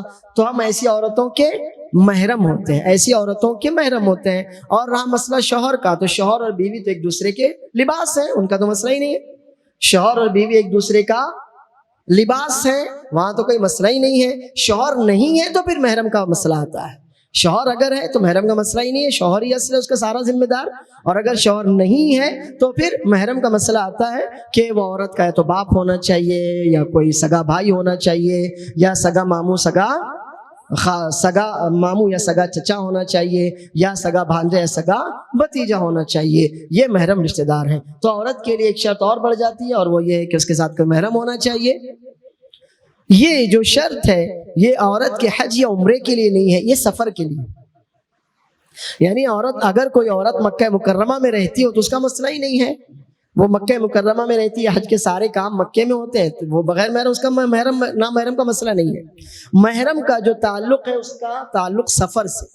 اللہ کے رسول صلی اللہ علیہ وسلم فرماتے ہیں: لا يحل لامرأة تؤمن بالله واليوم الآخر أن تسافر مسيرة يوم लैलतिन इल्ला व मअहा ज़ू महरम मिनहा।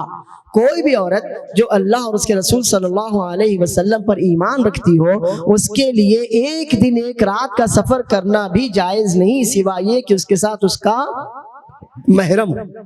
अब यहाँ पर आप कहेंगे एक दिन एक रात, हम एक दिन एक रात तो अमेरिका पहुंच जाते हैं। जी ऐसा मसला नहीं। रसूलुल्लाह सल्लल्लाहु अलैहि वसल्लम ने जो बात फरमाई है वो अपने ज़माने के सफ़र के एतबार से फरमाई है, और अल्लाह के रसूल सल्लल्लाहु अलैहि वसल्लम के ज़माने में एक दिन का जो सफ़र है, एक दिन में आदमी 50 किलोमीटर से ज़्यादा सफ़र नहीं कर सकता था। रसूलुल्लाह सल्लल्लाहु अलैहि वसल्लम मक्का मुकर्रमा गए, मक्का मुकर्रमा से मदीना मुनव्वरा आए, तो मदीने से मक्का जाते हुए आपको 7 से 8 दिन लगे और वापसी में भी उतने ही दिन लगे। और मक्का मुकर्रमा आज जो मौजूदा मसाफत है मक्का और मदीना के दरमियान वो 425 किलोमीटर है। तो आप देखिए 8 पंचे 40, सही है। तो उस जमाने में औसतन जो सफर होता था वो 50 किलोमीटर का एक दिन में सफर होता था, लेकिन रसूलुल्लाह सल्लल्लाहु अलैहि वसल्लम ने 50 किलोमीटर वाली भी मुसाफत जिक्र नहीं की, बल्कि ये फरमाया सफर। अब आज के जमाने में जिसको भी आप सफर कहेंगे वो सफर है, जिसको भी आप सफर मानेंगे। मसलन यहाँ से कोई आदमी बंबई जाए तो वो मुसाफिर है कि नहीं है? वो तो सुबह जाके शाम में आ सकता है, लेकिन वो मुसाफिर है। इसी तरह यहाँ से कोई आदमी नासिक जाए, वो सुबह जाकर शाम में आ सकता है, लेकिन वो मुसाफिर है, तो उसको मुसाफिर मानेंगे। औरत के सफर के लिए महरम शर्त है, हज के लिए नहीं। तो अब अगर कोई औरत हमारे यहाँ से जा रही हो हज करने के लिए, तो उसको जो महरम की जरूरत है वो किस लिए है? वो सफर के लिए जरूरत है, सफर के लिए उसको महरम की जरूरत है। और दूसरी बात इसमें औरत के लिए ये है कि वो औरत इद्दत में ना हो।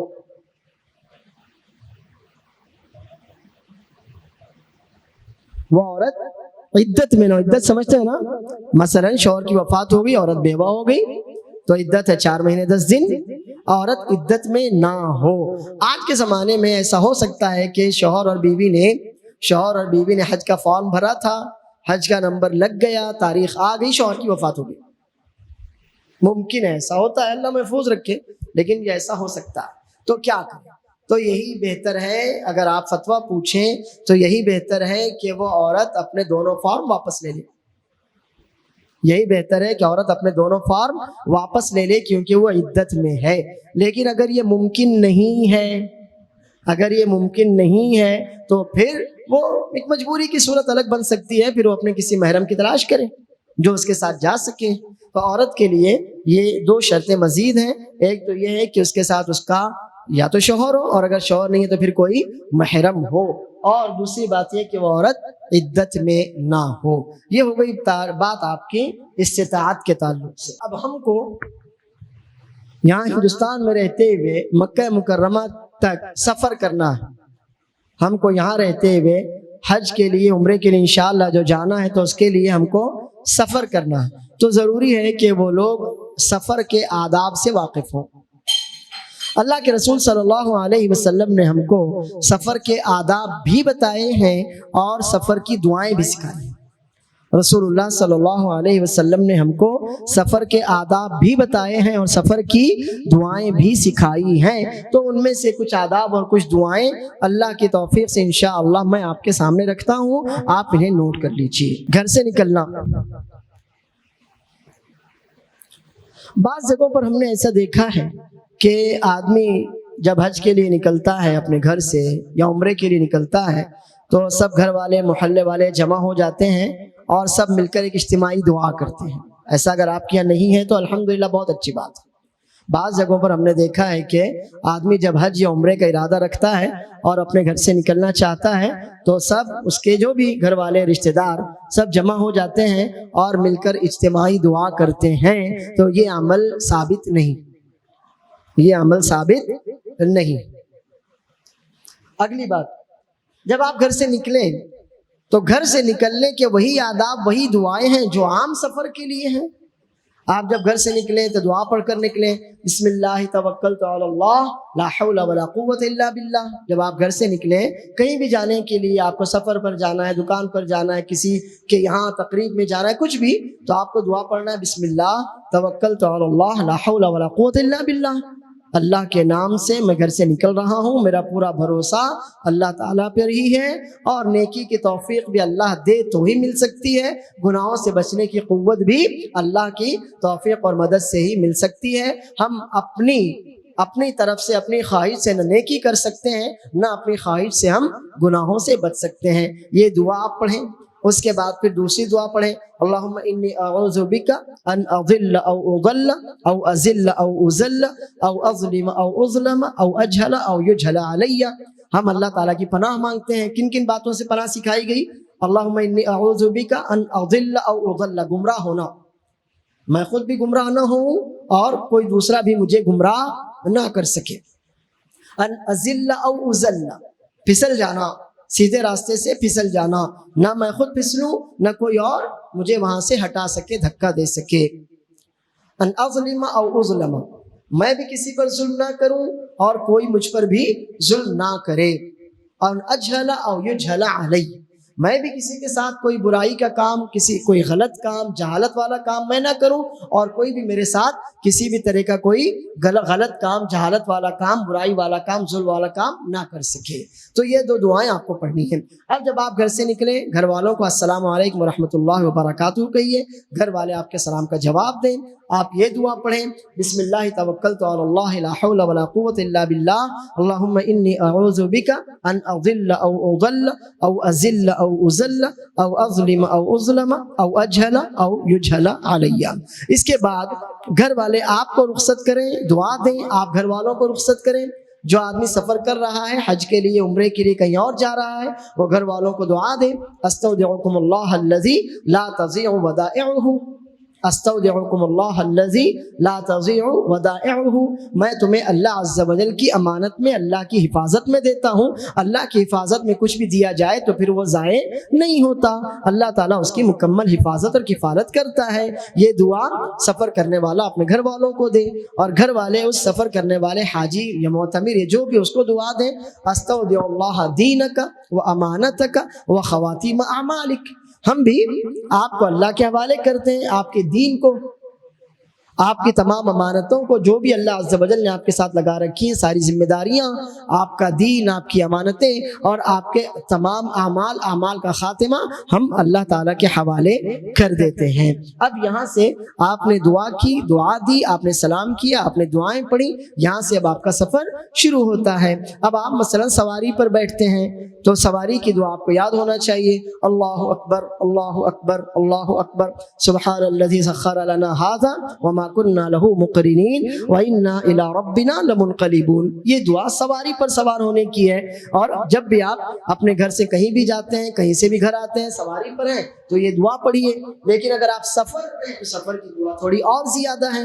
سفر کی دعا ہے اللہ اکبر اللہ اکبر اللہ اکبر، سبحان الذی سخر لنا ھذا وما كنا له مقرنین وإنا إلى ربنا لمنقلبون۔ اللہ کے نام سے بسم اللہ پڑھ لیجئے پہلے، اللہ اکبر، اللہ سب سے بڑا ہے، اللہ سب سے بڑا ہے، اللہ سب سے بڑا ہے۔ اللہ پاک ہے جس نے ہمارے لیے اس سواری کو ہمارے تابع کر دیا، ہم کو اس پر قوت بخشی۔ اگر اللہ تعالیٰ یہ سواری ہمارے تابع نہ کرتا تو ہم اس کو کبھی بھی اپنے کنٹرول میں لینے والے نہیں تھے، اور ہم کو پھر اللہ کی طرف ہی پلٹ کر جانا ہے۔ اب آگے جو ہے وہ سفر کی دعا ہے، سبحان الذی سخر لنا ھذا وما كنا له مقرنین وإنا إلى ربنا لمنقلبون، اللهم هون علينا سفرنا هذا واطف عنا بعده، اللهم أنت الصاحب في السفر والخليفة في الأهل، اللهم إني أعوذ بك من وعثاء السفر وكآبة المنظر وسوء المنقلب في الأهل والمال۔ اے اللہ تو ہمارا سفر آسان کر دے، اس طویل مسافت کو ہمارے لیے بہت ہلکا کر دے، ہمارا سفر بھی آسان ہو جائے، ہماری جو مسافت، ڈسٹینس، جو فاصلہ اتنا زیادہ ہے وہ بھی ہلکا ہو جائے، ہماری خاطر آسان ہو جائے۔ اے اللہ تو ہمارے پیچھے ہمارے گھر والوں کا، ہمارے مال کا پورا خیال رکھنا، ان کی حفاظت کرنا۔ اللہ میں تجھ سے پناہ مانگتا، اللہ میں تیری پناہ مانگتا ہوں سفر کی مشکلوں، پریشانیوں سے، برے منظر سے، گویا ایکسیڈنٹ وغیرہ دیکھنے ہونے سے، تکلیفوں سے، پریشانیوں، مشقتوں کے آنے سے، اور گھر والوں یا اپنے مقام تک برے نتیجے کے ساتھ پہنچنے سے۔ وعساء السفر कआबत المنظر वसूء المنقلب في المال والأهل, اور بری حالت میں اپنے گھر والوں اور اپنے مال میں پلٹنے سے اللہ تعالیٰ میں تیری پناہ مانگتا ہوں. اور اسی طرح سے ایک چھوٹا سا ٹکڑا آپ اور بڑھا سکتے ہیں, اللہم انی اعوذ بک من الحور بعد الکور, اللہ تعالیٰ تو نے مجھے عافیت دی ہے تو عافیت کے چھن جانے سے بھی میں پناہ مانگتا ہوں. مالدار بنایا واپس آؤں تو فقیر رہوں, صحت بخشی ہے واپس آؤں تو بیمار رہوں, اس طرح کی باتوں سے بھی اللہ تعالیٰ میں تیری پناہ مانگتا ہوں. اب اس کے بعد مثلا اب ہم کو حج کے لیے جانا ہے, تو حج میں ہوتا یہ ہے کہ 5 6 7 8 لوگوں کی ایک جماعت ہوتی ہے, ایک گروپ ہوتا ہے. اگر آپ گروپ میں سفر کر رہے ہوں تو جو بھی آپ میں سے زیادہ سمجھدار بندہ ہے آپ اس کو اپنا امیر بنا لیجئے. آپ میں سے جو بھی ایک سمجھدار بندہ ہے, آپ جس کی عزت کرتے ہیں, آپ سمجھتے ہیں کہ ماشاءاللہ یہ آپ سے زیادہ سبے لوگوں کا خیال رکھ سکتا ہے, تو آپ اس کو اپنا امیر بنا لیجئے. اللہ کے رسول صلی اللہ علیہ وسلم فرماتے ہیں اذا کانوا ثلاثه فامروا علیہم احد, جب آپ 3 لوگ کہیں سفر میں جائیں تو اپنے اوپر کسی ایک کو ذمہ دار بنا لیں. اب آپ اس کو اپنا امیر بنا لیجئے تاکہ کوئی بھی مسئلہ پیش آئے تو وہ اپنا مشورہ دے سکے, رائے دے سکے, اور آپ سب اس کی رائے کے اعتبار سے کام کر سکیں. اسی طرح سے پیسوں کے خرچ کا معاملہ ہے, بہت سی دفعہ ایسا ہوتا ہے کہ ہم الگ الگ خرچ کرتے ہیں تو خرچ بڑھ جاتا ہے, اجتماعیت کے ساتھ خرچ کیا جائے تو کم میں کام ہو جاتا ہے. تو ان سارے معاملات کے لیے آپ اپنے میں سے کسی ایک آدمی کو امیر بنا لیجئے اور پورے سفر میں وہ آدمی آپ کی عمارت کی ذمہ داریاں ادا کرتا رہے تاکہ سب سکون میں عافیت میں رہیں اور کوئی بھی کام ہو تو اس کی طرف رجوع کیا جا سکے. اب اس کے بعد آپ جب ہوائی جہاز میں بیٹھیں تو ہوائی جہاز میں بیٹھنے کی دعا وہی ہے جو میں نے ابھی آپ کو سواری پر سوار ہونے کی سکھا دی ہے. پھر اب جب آپ کسی بھی جگہ پڑاؤ ڈالیں, اتریں, مثلا آپ جدہ میں اترے, ریاض میں اترے, تو جہاں بھی آپ اتریں رسول اللہ صلی اللہ علیہ وسلم فرماتے ہیں من نزل منزلا ثم قال اعوذ بکلمات اللہ التامات من شر ما خلق لم يضره في ذلك المنزل شيء حتى يرتحل. جب بھی آپ کسی سفر میں جائیں اور کسی جگہ پڑاؤ ڈالیں تو آپ کو ایک چھوٹی سی دعا پڑھ لینا چاہیے, اعوذ بکلمات اللہ التامات من شر ما خلق, میں اللہ تعالیٰ کے مکمل کلمات کے ذریعے پناہ مانگتا ہوں اللہ کی تمام مخلوقات کی برائیوں سے. اب انشاءاللہ آپ وہاں محفوظ رہیں گے حتیٰ کہ پھر آپ وہ جگہ چھوڑ کر چلے جائیں, آگے بڑھ جائیں یا واپس آ جائیں. جب تک آپ وہاں رہیں گے اللہ عز و جل کی آپ نے پناہ مانگی ہے, یہ دعا آپ نے پڑھی ہے, تو انشاءاللہ آپ محفوظ و معمون رہیں گے. آپ کا جسم, آپ کی جان, آپ کا مال, آپ کی عزت, آپ کا دین انشاءاللہ کسی کو بھی کوئی چوٹ نہیں پہنچے گی. اس کے بعد پھر آپ حج کے لیے جا رہے ہیں تو انشاءاللہ آپ مسجد حرام میں آپ پہنچ گئے. یہاں تک ہو گئے ہمارے سفر کے آداب. جب آپ مکہ مکرمہ پہنچیں تو آپ کو بہت زیادہ گڑبڑ کرنے کی, بھاگ دوڑ کرنے کی, پریشان ہونے کی کوئی ضرورت نہیں ہے.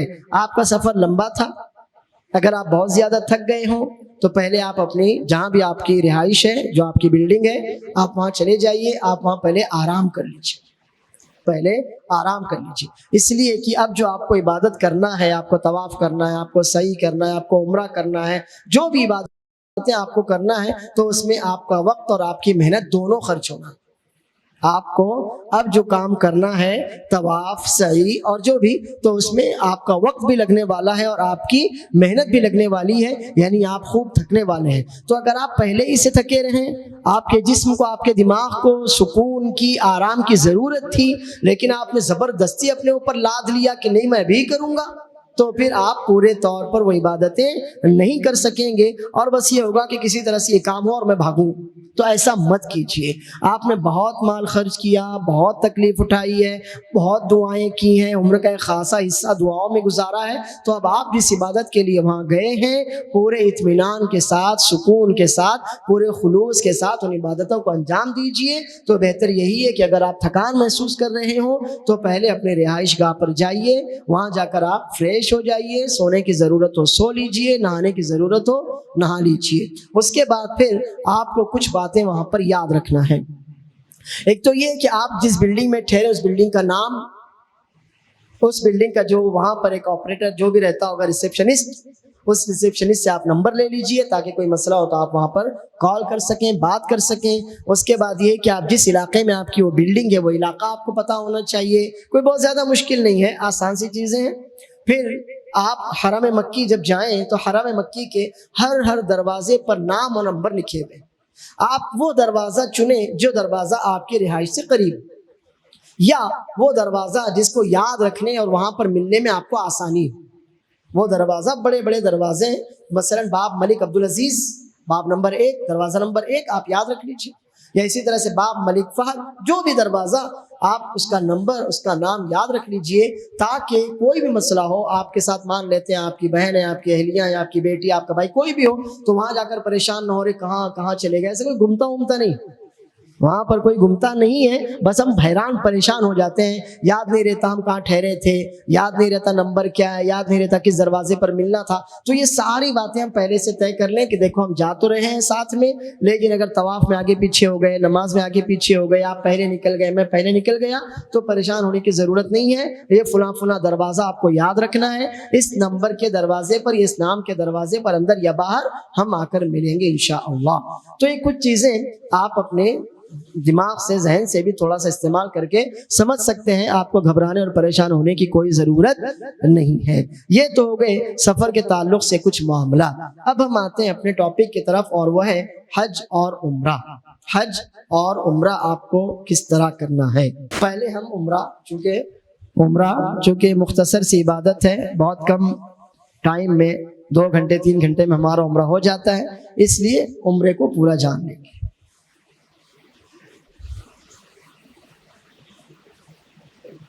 سب سے پہلا کام ہے آپ کا احرام، دوسرا کام ہے طواف، تیسرا کام ہے سعی، اور چوتھا کام ہے حلق یا قصر۔ بس عمرہ پورا ہوا، عمرہ پورا ہوا۔ آپ یہ احرام کیا ہے؟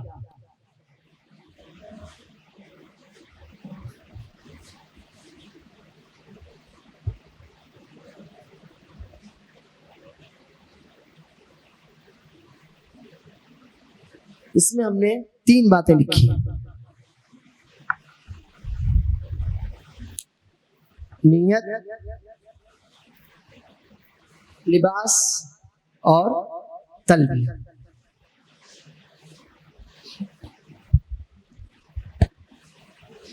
اس پوائنٹ کا تعلق ہے میقات سے۔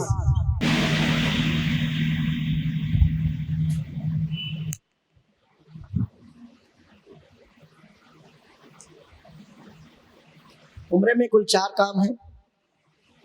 احرام میں 3 باتیں ہیں: نیت، لباس، تلبیہ، اور ان تینوں چیزوں کا تعلق ہماری میقات سے ہے۔ میقات ایک وقت زمانی جس کا تعلق وقت سے ہے، اور میقات جس کا تعلق مکانی جگہ سے۔ تو عمرہ یہ میقات مکانی۔ ہم نے آپ کو جب حج اور عمرے کا ڈیفینیشن بتایا، حج اور عمرے کی تعریف بتائی، تو اس میں آپ کو یہ بتایا کہ حج مخصوص دنوں میں، مخصوص مہینوں میں، مخصوص ایام میں ہی ہو سکتا ہے۔ حج مخصوص دنوں میں، یعنی جو دن، وہ مہینے جو اللہ اور اس کے رسول صلی اللہ علیہ وسلم نے بتائے ہیں، انہی میں ہو سکتا ہے، اس کے علاوہ دنوں میں حج نہیں ہو سکتا۔ لیکن عمرہ تو عمرہ کسی بھی دن اور کسی بھی رات، کسی بھی مہینے میں کیا جا سکتا ہے۔ آپ عمرہ ذی الحجہ میں بھی کر سکتے ہیں، محرم میں بھی، سفر میں بھی کر سکتے ہیں، ذی قعدہ میں بھی، شوال میں بھی کر سکتے ہیں، رجب میں بھی، رمضان میں بھی کر سکتے ہیں، اور ربیع الاول، ربیع الاخر، جمادی الاول، کسی بھی مہینے میں آپ عمرہ کر سکتے ہیں، کسی بھی دن اور کسی بھی رات میں آپ عمرہ کر سکتے ہیں۔ لیکن حج مخصوص دنوں میں، مخصوص مہینوں میں ہی ہوگا۔ تو انشاءاللہ اس کا بیان جب آئے گا جب ہم حج کے تعلق سے باتیں آپ کے سامنے رکھیں گے۔ تو اب احرام کا تعلق ہے نیت سے، لباس سے، تلبیت سے، اور ان تینوں چیزوں کا تعلق ہے میقات سے۔ میقات کا مطلب ہوتا ہے وہ جگہ، اور اسی طرح وہ وقت۔ تو یہاں پر وقت نہیں ہے، وقت حج کے تعلق سے ہے، اس لیے اس کو چھوڑ دیتے ہیں۔ وہ جگہیں جو رسول اللہ صلی اللہ علیہ وسلم نے احرام باندھنے کے لیے متعین کر دی ہیں۔ عمرے میں احرام کا کیا مطلب ہوگا میقات کو لے کر؟ وہ جگہیں جو رسول اللہ صلی اللہ علیہ وسلم نے احرام باندھنے کے لیے متعین کر دی ہیں، کہ ایک آدمی جو مدینہ منورہ سے جا رہا ہے وہ کہاں سے احرام باندھے گا، ایک آدمی جو ہندوستان سے جا رہا ہے وہ کہاں سے احرام باندھے گا، ایک آدمی جو آسٹریلیا سے آ رہا ہے وہ کہاں سے احرام باندھے گا، ایک آدمی جو افریقہ سے آ رہا ہے وہ کہاں سے احرام باندھے گا؟ وہ جگہیں، تو وہ جگہیں کل 5، وہ جگہیں کل 5 ہیں۔ عبداللہ بن عمر، عبداللہ بن عباس رضی اللہ عنہم اجمعین اور کئی صحابہ کرام رضی اللہ عنہم نے وہ حدیث روایت کی ہے کہ اللہ کے رسول صلی اللہ علیہ وسلم نے ہمارے لیے میقات، وہ جگہیں متعین کی۔ کہتے ہیں وقت رسول اللہ صلی اللہ علیہ وسلم لأہل المدینہ ذی الحلیفہ ولأہل الشام الجحفہ ولأہل نجد قرنا وَلِأَهْلِ الْيَمَنِ يَلَمْلَمْ، 4 جگہیں، اور 5ویں جگہ کو لے کر علماء کے درمیان اختلاف ہے کہ وہ رسول اللہ صلی اللہ علیہ وسلم نے متعین کی ہے یا عمر بن خطاب رضی اللہ عنہ نے، اور وہ 5ویں جگہ وَلِأَهْلِ الْعِرَاقِ ذَاتَ عِرْقٍ، وَلِأَهْلِ الْعِرَاقِ ذَاتَ عِرْقٍ، یہ کل 5 جگہیں ہیں جن کو میں آپ کے سامنے رکھتا ہوں۔ ذوالحلیفہ، اس کو ابیار علی بھی کہتے ہیں، اس کو ابیار علی بھی کہتے ہیں۔ اس تعلق سے ایک روایت ہے کہ اس کو ابیار علی کیوں کہتے ہیں، تو بعض مورخین نے ذکر کیا کہ اس جگہ پر علی رضی اللہ عنہ کی جنوں سے جنگ ہوئی تھی، مگر یہ روایت جھوٹی ہے، من گھڑت۔ ذوالحلیفہ جس کا ذکر ہمیں حدیث میں ملتا ہے کہ رسول اللہ صلی اللہ علیہ وسلم نے مدینے والوں کے لیے میقات کے طور پر ذوالحلیفہ کو متعین کیا۔ اس کو موجودہ زمانے میں ذوالحلیفہ کے ساتھ ساتھ ابیار علی بھی کہتے ہیں۔ ابیار علی کیوں کہتے ہیں، اس تعلق سے ایک روایت بعض مورخین نے ذکر کی ہے، شیعہ مورخین نے، کہ علی رضی اللہ عنہ کی اس جگہ جنوں سے جنگ ہوئی تھی، اس وجہ سے اس کو ابیار علی کہتے ہیں۔ لیکن یہ ایک روایت کیسی ہے؟ من گھڑت، جھوٹی روایت ہے، تاریخ میں اس بات کا کوئی ثبوت نہیں ملتا۔ پھر اب سوال یہ اٹھتا ہے کہ پھر اس کو ابیار علی کیوں کہتے ہیں، تو اس کی وجہ یہ ہے کہ 16ویں صدی میں، یعنی عیسوی میں آج سے 400 سال پہلے، جب وہاں مکہ مکرمہ میں، مدینہ منورہ میں، حجاز میں پانی کی بہت زیادہ تنگی تھی، تو علی نام کے ایک شخص تھے، ایک عربی تھے، انہوں نے یہاں کنویں کھدوائے تھے۔ تو ابیار بئر کی جمع ہے کنویں، تو کنویں چونکہ انہوں نے کھدوائے تھے، اس لیے انہیں کی طرف ان کنووں کو منسوب کر دیا گیا اور بتایا گیا کون سی جگہ؟ ابیار علی، یعنی علی نام کے شخص نے جہاں پر کنویں کھدوائے ہیں۔ اور اسی طرح سے اس کو مسجد الشجرہ بھی کہا جاتا ہے، بعض مورخین نے اس جگہ کو مسجد الشجرہ بھی لکھا ہے۔ یعنی ذوالحلیفہ کون سی جگہ ہے؟ وہ جگہ جو وہاں جو مسجد بنی ہے وہ ایک درخت کے پاس ہے، گویا وہ مسجد اس جگہ کی نشانی تھی۔ آج بھی یہاں پر بہت عالیشان، بہت بڑی مسجد بنی ہوئی ہے۔ تو یہ ذوالحلیفہ ہے جو مدینے والوں کی میقات ہے۔ رسول اللہ صلی اللہ علیہ وسلم فرماتے ہیں ہن لہن ولمن اتی علیہن من غیر اہلہن ممن اراد الحج والعمرہ، یہ میقاتیں ان علاقوں کے رہنے والوں کے لیے ہیں اور ان لوگوں کے لیے بھی جو یہاں کے رہنے والے نہیں ہیں لیکن وہاں سے گزر رہے ہیں۔ مدینے والوں کی میقات ذوالحلیفہ ہے، اور ان لوگوں کی میقات بھی ذوالحلیفہ ہوگی جو مدینہ سے آگے بڑھ رہے ہیں، گزر رہے ہیں۔ کون لوگ؟ ممن اراد الحج والعمرہ، جو حج اور عمرے کی غرض سے مکہ جا رہے ہیں۔ میقات کا تعلق کن لوگوں سے ہوگا؟ جو لوگ حج اور عمرے کی غرض سے مکہ جا رہے ہیں۔ لیکن جو لوگ حج اور عمرے کی غرض سے مکہ نہیں جا رہے تو پھر ان کو کوئی فرق نہیں پڑتا، وہ اپنے عام لباس میں چلے جائیں، ان کا کوئی مسئلہ نہیں ہے۔ تو یہ ذوالحلیفہ یہ مدینے والوں کی میقات ہے جب وہ حج عمرے کی غرض سے مکہ مکرمہ جاتے ہیں، اور اس کا فاصلہ مکے سے سب سے زیادہ دور ہے۔ موجودہ جو ڈسٹینس مدینہ منورہ اور مکہ مکرمہ کے درمیان جو تیز رفتار ایکسپریس وے ہے وہ 421 کلومیٹر کا فاصلہ ہے۔ یہ 421 کلومیٹر کا فاصلہ ہے مدینہ منورہ سے مکہ مکرمہ کے درمیان ایکسپریس وے سے۔ وہاں پر سب ایکسپریس وے ہی، ہماری طرح یہ ہائی وے وہ ویسا کچھ نہیں۔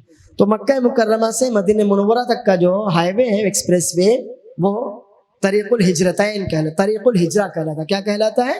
طریق الہجرہ، یعنی اسی طریق سے رسول اللہ صلی اللہ علیہ وسلم نے ہجرت کی تھی۔ طریق الہجرہ وہ کہلاتا ہے۔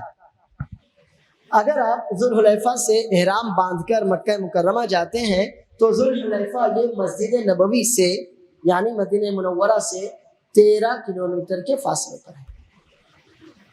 ذوالحلیفہ مسجد نبوی سے یا یوں کہہ لیجیے مدینہ منورہ سے 13 کلومیٹر کے فاصلے پر ہے، اور اب تو وہاں تک مدینے کی آبادی بھی پہنچ گئی ہے۔ اب تو وہاں تک مدینے کی آبادی بھی پہنچ گئی ہے۔ صرف 13 کلومیٹر کے فاصلے پر ذوالحلیفہ ابیار علی ہے۔ یہاں جا کر مدینہ والے یا جو لوگ بھی مدینے کی طرف سے جا رہے ہوں مکہ مکرمہ عمرے یا حج کی غرض سے، وہ یہاں آ کر احرام باندھتے ہیں۔ یہاں سے اب آپ مکہ جائیں گے تو آپ کو بچتا ہے کتنا فاصلہ؟ 408 کلومیٹر، 410 مان لیتے ہیں اس کو، تو تقریباً 408 410 کلومیٹر کا فاصلہ آپ کا ہے۔ تو یہ سب سے دور والی میقات ہے، مدینے والوں کی میقات سب سے دور والی میقات ہے، یعنی وہ بس اپنے گھروں سے نکلے اور احرام باندھ لیا، اب ان کو پورا سفر حالت احرام میں ہی طے کرنا ہے۔ یہ مدینے والوں کی میقات ہے جو ذوالحلیفہ کے نام سے مشہور ہے، حدیث میں اس کا ذکر اسی نام سے آیا ہے، اور موجودہ زمانے میں اس کو ابیار علی بھی کہتے ہیں، اور میں نے آپ کو بتا دیا کہ آخر اس کو ابیار علی کیوں کہتے ہیں۔ دوسری میقات ہے الجحفہ،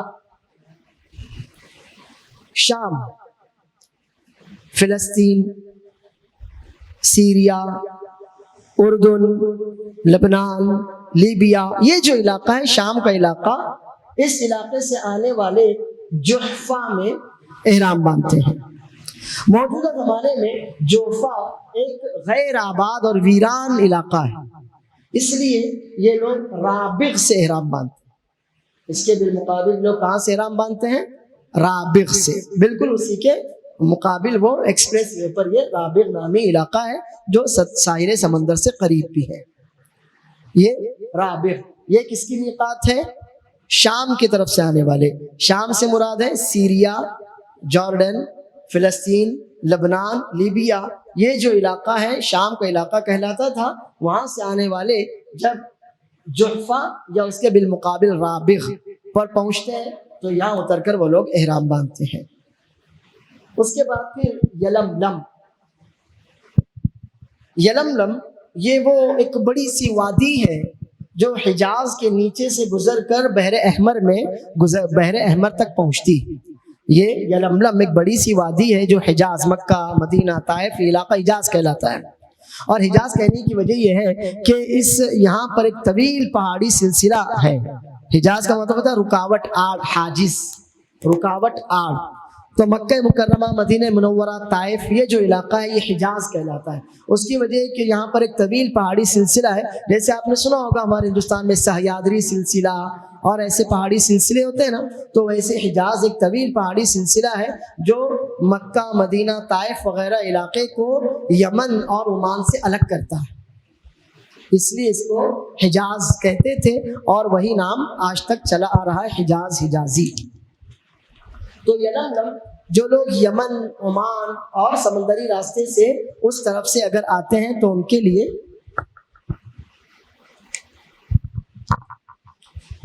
جو لوگ یمن، عمان اور اس طرف سے مکہ مکرمہ حج اور عمرے کی نیت سے آتے ہیں تو ان کے لیے جو میقات ہے وہ یلملم کہلاتی ہے۔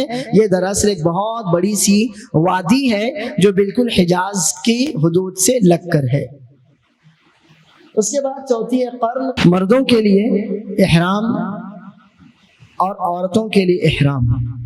عورتوں کا احرام یہی ہے کہ ان کا روزمرہ کا لباس ہو، بس عورتوں کا احرام یہی ہے کہ ان کا روزمرہ کا جو لباس ہے وہ لباس وہ پہنیں گی، بہت زیادہ چمکیلا بھڑکیلا۔ وہ شادی میں تھوڑی جا رہی ہیں، وہاں شادی میں نہیں جا رہی، اللہ کی عبادت کے لیے مکہ مکرمہ جا رہی ہیں، تو لباس جو بھی ان کا روزمرہ کا سادہ سا لباس ہے وہی لباس ہے۔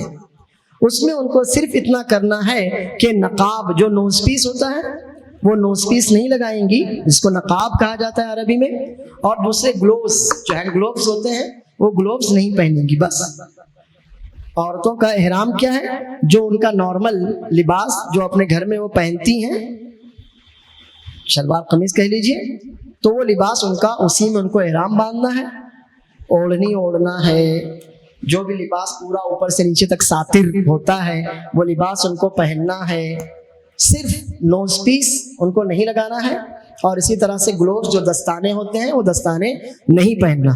اس سے یہ سمجھ میں آتا ہے، آپ دھیان دیجیے، اللہ کے رسول صلی اللہ علیہ وسلم فرماتے ہیں لا تنتقب المرأة المحرمة ولا تلبس القفازین، محرمہ عورت، احرام والی عورت نقاب نہیں لگائے گی۔ اس سے معلوم ہوا کہ رسول اللہ صلی اللہ علیہ وسلم کے زمانے میں عورتیں نقاب لگاتی تھیں۔ آپ نے کیا فرمایا؟ لا تنتقب المرأة المحرمہ۔ جو لوگ آج کہتے ہیں چہرے کا پردہ نہیں، چہرے کا پردہ نہیں، نظر کا پردہ، بیوقوف لوگ ہیں وہ۔ نظر کا پردہ کیسے ہوگا بھائی؟ اصل تو چہرہ ہے، اور آپ کہاں، آپ آنکھیں بند کر کے تھوڑی جائیں گے کہیں پر، آپ آنکھیں کھول کر ہی جائیں گے، آپ اندھے تھوڑی ہیں۔ اللہ نے آپ کو آنکھ بھی دیا، دل بھی دیا، جب دونوں چیزیں آپ کو دی، شہوت بھی دی، سب دیا آپ کو، تو پھر نظر کا پردہ کوئی پردہ نہیں ہے۔ آپ کو اپنے جسم کو چھپانا پڑے گا۔ اگر نظر کا پردہ بول کر آدمی ننگا گھومنے لگے اور کہ میرے ننگے گھومنے سے کیا ہوتا ہے، میں تو نیچرل ایسے ہی پیدا ہوا تھا، تو آپ بولیں گے بے وقوف ہے تو۔ اسی طرح سے کوئی عورت اگر اپنا جسم دکھاتی ہے تو وہ بے وقوف ہے، یقیناً ہے، وہ اللہ کی بھی باقی ہے، رسول اللہ صلی اللہ علیہ وسلم کی بھی باقی ہے، شریعت اسلامیہ سے بغاوت کرتی ہے، وہ اپنی فطرت سے بغاوت کرتی ہے۔ ننگے پیدا ہونے کا مطلب ننگے رہنا تھوڑی ہے۔ اگر ننگے پیدا ہونے کا مطلب ننگے رہنا ہوتا تو ننگا ہی دفن کر دیا جاتا نا، وہاں تو ہم پورا لپیٹ کر دفن کرتے ہیں۔ پھر حشر میں جب سب ننگے ہی اٹھنے والے، وہاں اللہ لباس پہنائے گا نا آپ کو، ننگے اٹھیں گے لیکن اللہ لباس پہنائے گا نا، انشاءاللہ اللہ لباس پہنائے گا ہمارے کو۔ تو ننگا رہنا انسانی فطرت نہیں ہے، انسانی فطرت اپنے آپ کو ڈھانکنا ہے۔ اور نبی صلی اللہ علیہ وسلم کے زمانے میں عورتیں چہرہ ڈھانکتی تھیں، تبھی تو آپ نے فرمایا کہ حالت احرام میں عورت نقاب نہیں لگائے گی، یعنی چہرہ کھلا رکھے گی۔ مگر چہرہ کھلا رکھنے کا مطلب کیا ہے؟ تو اسماء بنت ابی بکر صدیق رضی اللہ عنہما، عائشہ رسول اللہ صلی اللہ علیہ وسلم کی زوجہ محترمہ ام المؤمنین، اور کئی صحابیات رضی اللہ عنہن یہ کہتی ہیں کہ ہم خواتین جب حالت احرام میں ہوتی، عمرے کا احرام ہو، حج کا احرام ہو، تو ہم نقاب نہیں لگاتی تھیں، مگر جہاں سے بھی غیر مرد آتے تو ہم پلو لے لیا کرتی تھیں۔ اور میں سمجھتا ہوں کہ ہماری خواتین، ہماری مائیں بہنیں بیٹیاں پلو تو سمجھتی ہوں گی، پلو ایسا سر کے اوپر سے لٹکا لیا جاتا ہے یا چہرے کو اوٹ میں کر لیا جاتا ہے پردے کی آڑ میں، اس کو پلو کہتے ہیں۔ تو صحابیات رضی اللہ عنہن نقاب نہیں لگاتی تھیں لیکن پلو لے لیا کرتی تھی۔ اور جب پلو آپ نے لیا ہے تو پلو جو کپڑا ہے وہ چہرے پر لگے گا، اس سے کوئی فرق نہیں پڑتا۔ بعض خواتین کو آپ نے دیکھا ہوگا مکہ مکرمہ میں ایسے کیپ ہیٹ پہنی رہتی ہیں اور اس کے اوپر سے کپڑا ڈالتی ہیں، یہ سمجھتی ہیں کہ کپڑا چہرے کو نہیں لگنا چاہیے، ایسا کچھ نہیں ہے، یہ سب کم علمی، یہ سب کم علمی۔ جب صحابیات رسول اللہ صلی اللہ علیہ وسلم کے گھرانے کی خواتین پلو لیا کرتی تھیں، پلو کا آپ لوگ اور کچھ کہتے ہوں گے شاید، پلو سمجھ رہے میری بات؟ ایک ایسا کپڑا سر کے اوپر سے لٹکا لیا جاتا ہے یا چہرہ ایسے ڈھانپ لیا جاتا ہے کہ غیر مرد ہم کو نہ دیکھ سکے، تو پلو لے لینا بالکل جائز ہے، اور اس کی وجہ سے وہ کپڑا اگر چہرے پر لگتا ہے تو کوئی بھی فرق نہیں پڑتا۔ تو ایک بات یہ ہے کہ عورت کا جو احرام ہے وہ پورے کے پورے جسم پر وہ لباس پہنے گی جیسے نارمل پہنتی ہے، اور صرف دو کام پر دھیان دینا ہے، ایک تو وہ نقاب نوز پیس نہیں لگائے گی، اور اگر مرد جیسے غیر مرد ہیں اور وہ تو بہت لازمی ہے کہ لاکھوں ہوتے ہیں، تو پلو لیے رہے گی، اور اسی طرح سے دوسرا جو کام ہے وہ ہاتھوں میں دستانے گلوبس نہیں پہنے گی، بس بقیہ اس کا پورا جسم چھپانے کی چیز ہے، پورا جسم چھپائے گی۔ اب رہا مسئلہ مرد کا، تو مردوں کے لیے احرام کا جو لباس ہے وہ آپ کے سامنے رکھا ہے، میں چاہتا ہوں کہ آپ اسے ایک بار دیکھ لیجیے۔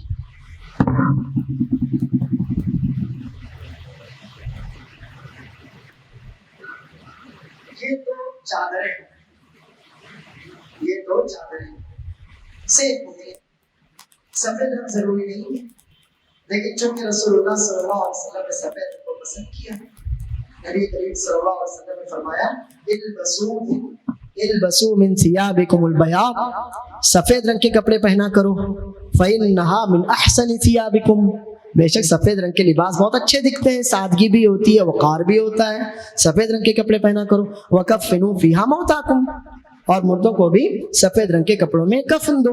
تو سفید رنگ کا یہ احرام یا سفید رنگ کا کفن یہ مستحب ہے، اچھی بات ہے، ورنہ کوئی ضروری نہیں ہے، اور بازار میں سفید رنگ کی ملتا ہے تو اور اچھی بات ہے، کوئی مسئلہ نہیں ہے۔ اب یہ دو چادریں ہیں، ہم مردوں کے لیے انہی میں احرام باندھنا ہے۔ ایک چادر لنگی کی طرح نیچے لپیٹ لی جاتی ہے، میں بھی آپ کو لپیٹ کر بتاؤں گا انشاءاللہ، اور دوسری چادر اوپر ڈال دی جاتی ہے چادر کی طرح۔ وہ کس طرح دیکھیے،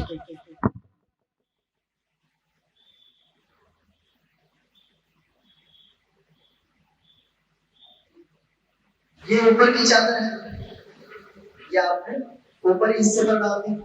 آپ جیسی آپ نے نیت کی، جس میقات سے آپ گزرے، مان لیتے ہیں مدینہ سے جا رہے ہیں ذوالحلیفہ ہماری میقات انشاءاللہ، ہم ذوالحلیفہ پر جب نیت کریں گے یہ ہمارا احرام. اس طرح سے ہم نے ایک چادر اوپر ڈال دی. بس دوسری چادر ہم کو لٹی کی طرح لپیٹنا، وہ آپ کسی بھی طرح لپیٹ سکتے ہیں، وہ آپ کسی بھی طرح لپیٹ سکتے ہیں. اور اگر لپیٹنے میں آپ کو دشواری ہو رہی تو گانٹھ مار سکتے ہیں.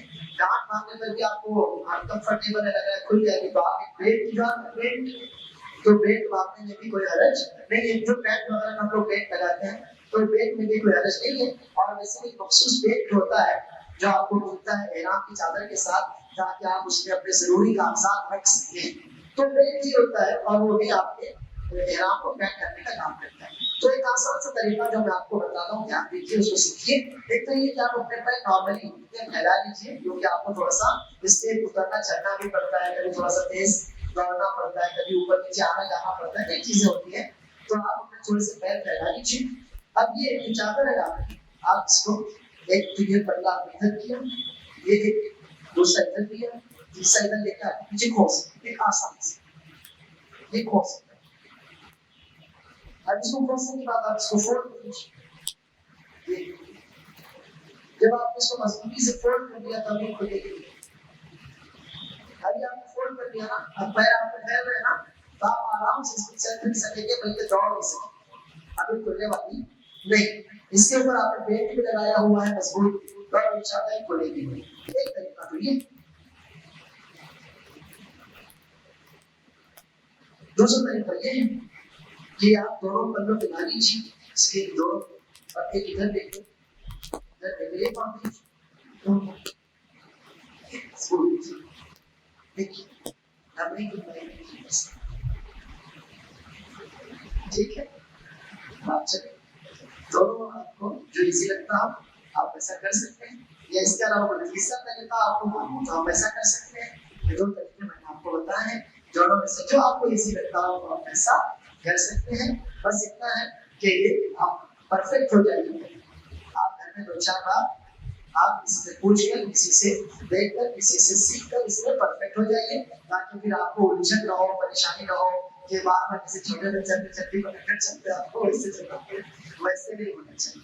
مضبوط آپ کی یہ چادر رہے، کیونکہ صدر کو چھپانا ہماری بنیادی ذمہ داری ہے. صدر کھل جائے تو آپ کہتے ہو نماز میں بھی خلل ہو جاتا ہے، نماز خراب ہو جاتی ہے، تو صدر کو ڈھانپنا بہت زیادہ ضروری ہے. تو آپ کے لیے جو یہ طریقہ آسان ہو جائے، یہ طریقہ آپ کو لگتا ہے یہ آسان ہے، آپ یہ طریقہ اختیار کیجیے. آپ کو لگتا ہے نہیں بلکہ دونوں پلوں ایک ساتھ ملانا، یہ دونوں پلوں ایک ساتھ آپ نے ملائے، اسے کیا اس کو ایسا لپیٹا. آپ نے یہ تیسرا طریقہ سیکھیے. یہ کیا نہیں کھلتا، ٹھیک ہے. یہ تین طریقے ہیں. آپ کو تینوں میں سے جو طریقہ آسان لگتا ہو آپ اس میں اختیار کر سکتے ہیں. سمجھ میں آئے یہ تین طریقے جو ہم نے بتایا بھی آپ کو؟ یہ تین طریقے ابھی ہم نے آپ کو بتایا، اور انشاءاللہ وہ بے فکر رہیے، آپ کی سطح انشاءاللہ کھلنے والی نہیں ہے انشاءاللہ. تو تین طریقوں میں سے جو آپ کو آسان لگتا ہے آپ وہ کریں. ابھی ہم نے اس کو نیچے لپیٹ لیا. دوسری جو چادر ہے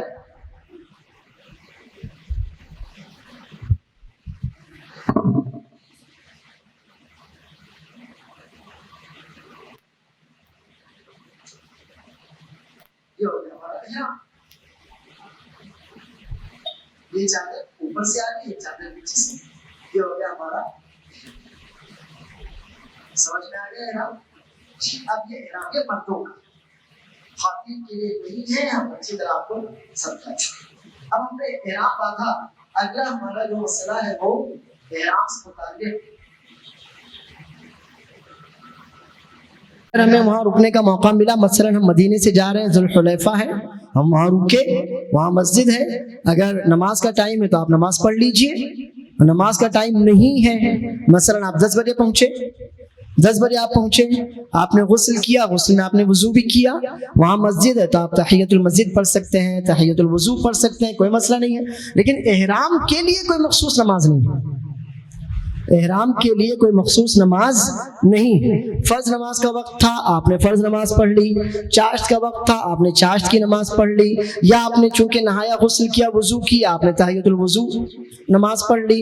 یا مسجد میں آپ گئے, وہاں مسجد ہے, تحیۃ المسجد پڑھ لی. یہ ساری نمازیں آپ پڑھ سکتے ہیں, کوئی حرج نہیں.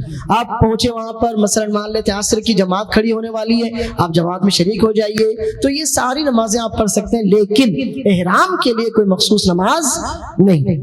اب جب آپ گھر سے اگر بالکل فریش ہو کر نکلے, کیونکہ آپ کو فلائٹ سے جانا تھا, تو گھر پر جو بھی صفائی کرنی تھی, اپنے جسم کی صفائی ہم نے کر لی.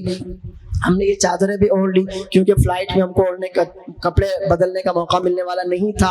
اب اگر ہم گھر پر چاہیں تو خوشبو لگا سکتے ہیں اپنے جسم پر, احرام کی چادروں پر نہیں. اگر ہم چاہیں تو اپنے جسم پر خوشبو لگا سکتے ہیں.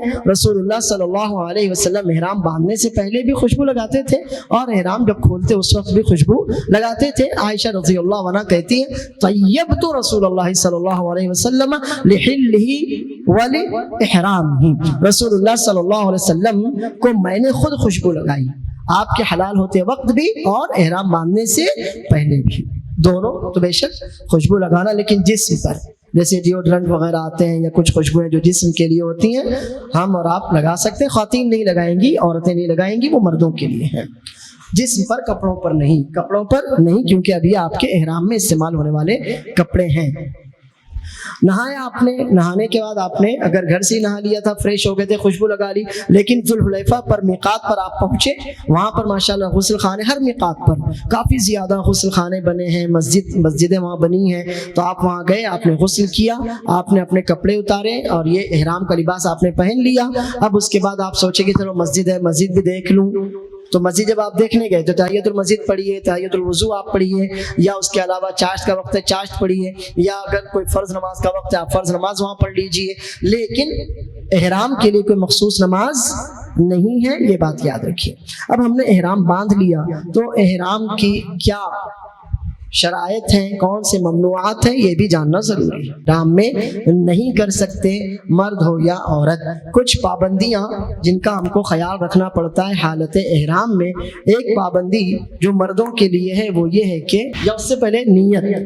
اب جو نیت ہے, ہم اگر عمرہ کر رہے ہیں تو کہیں گے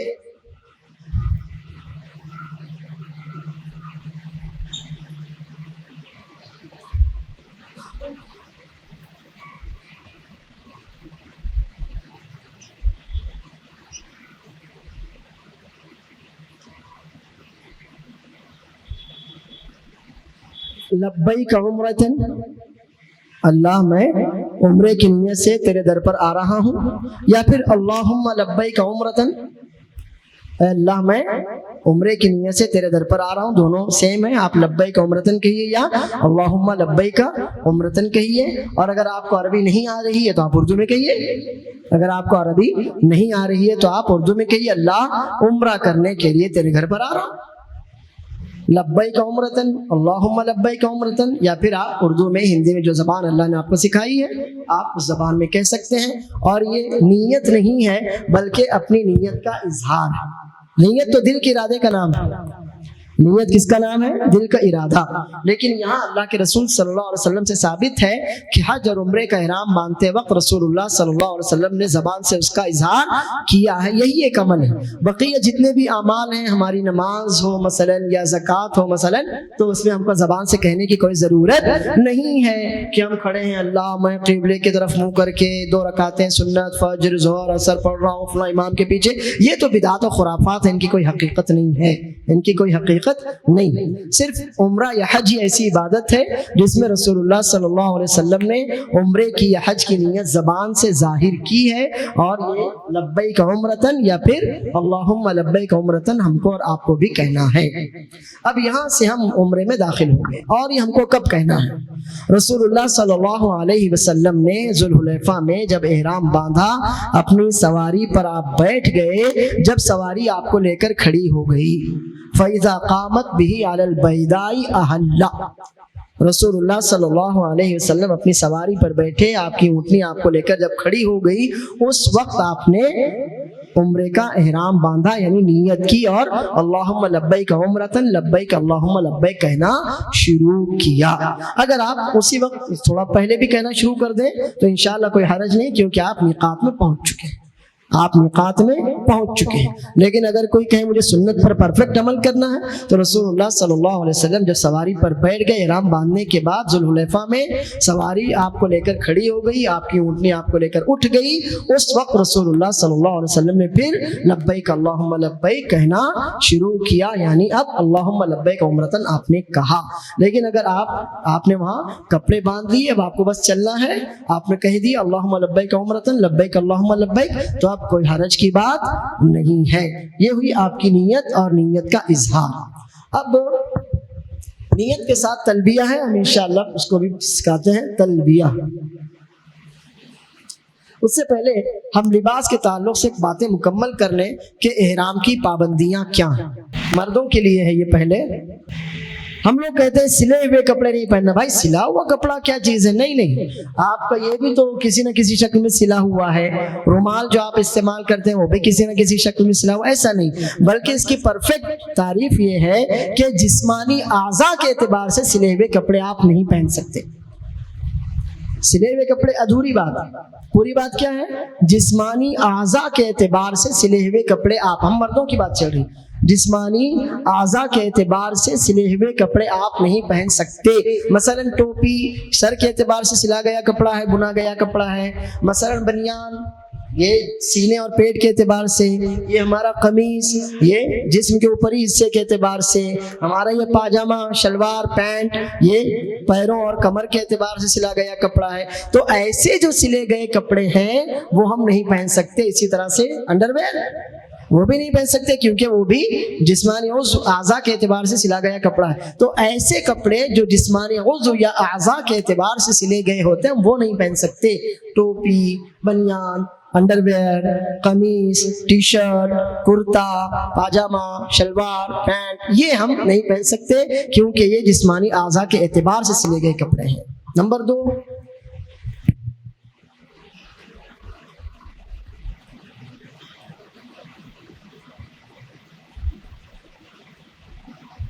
خوشبو لگانا.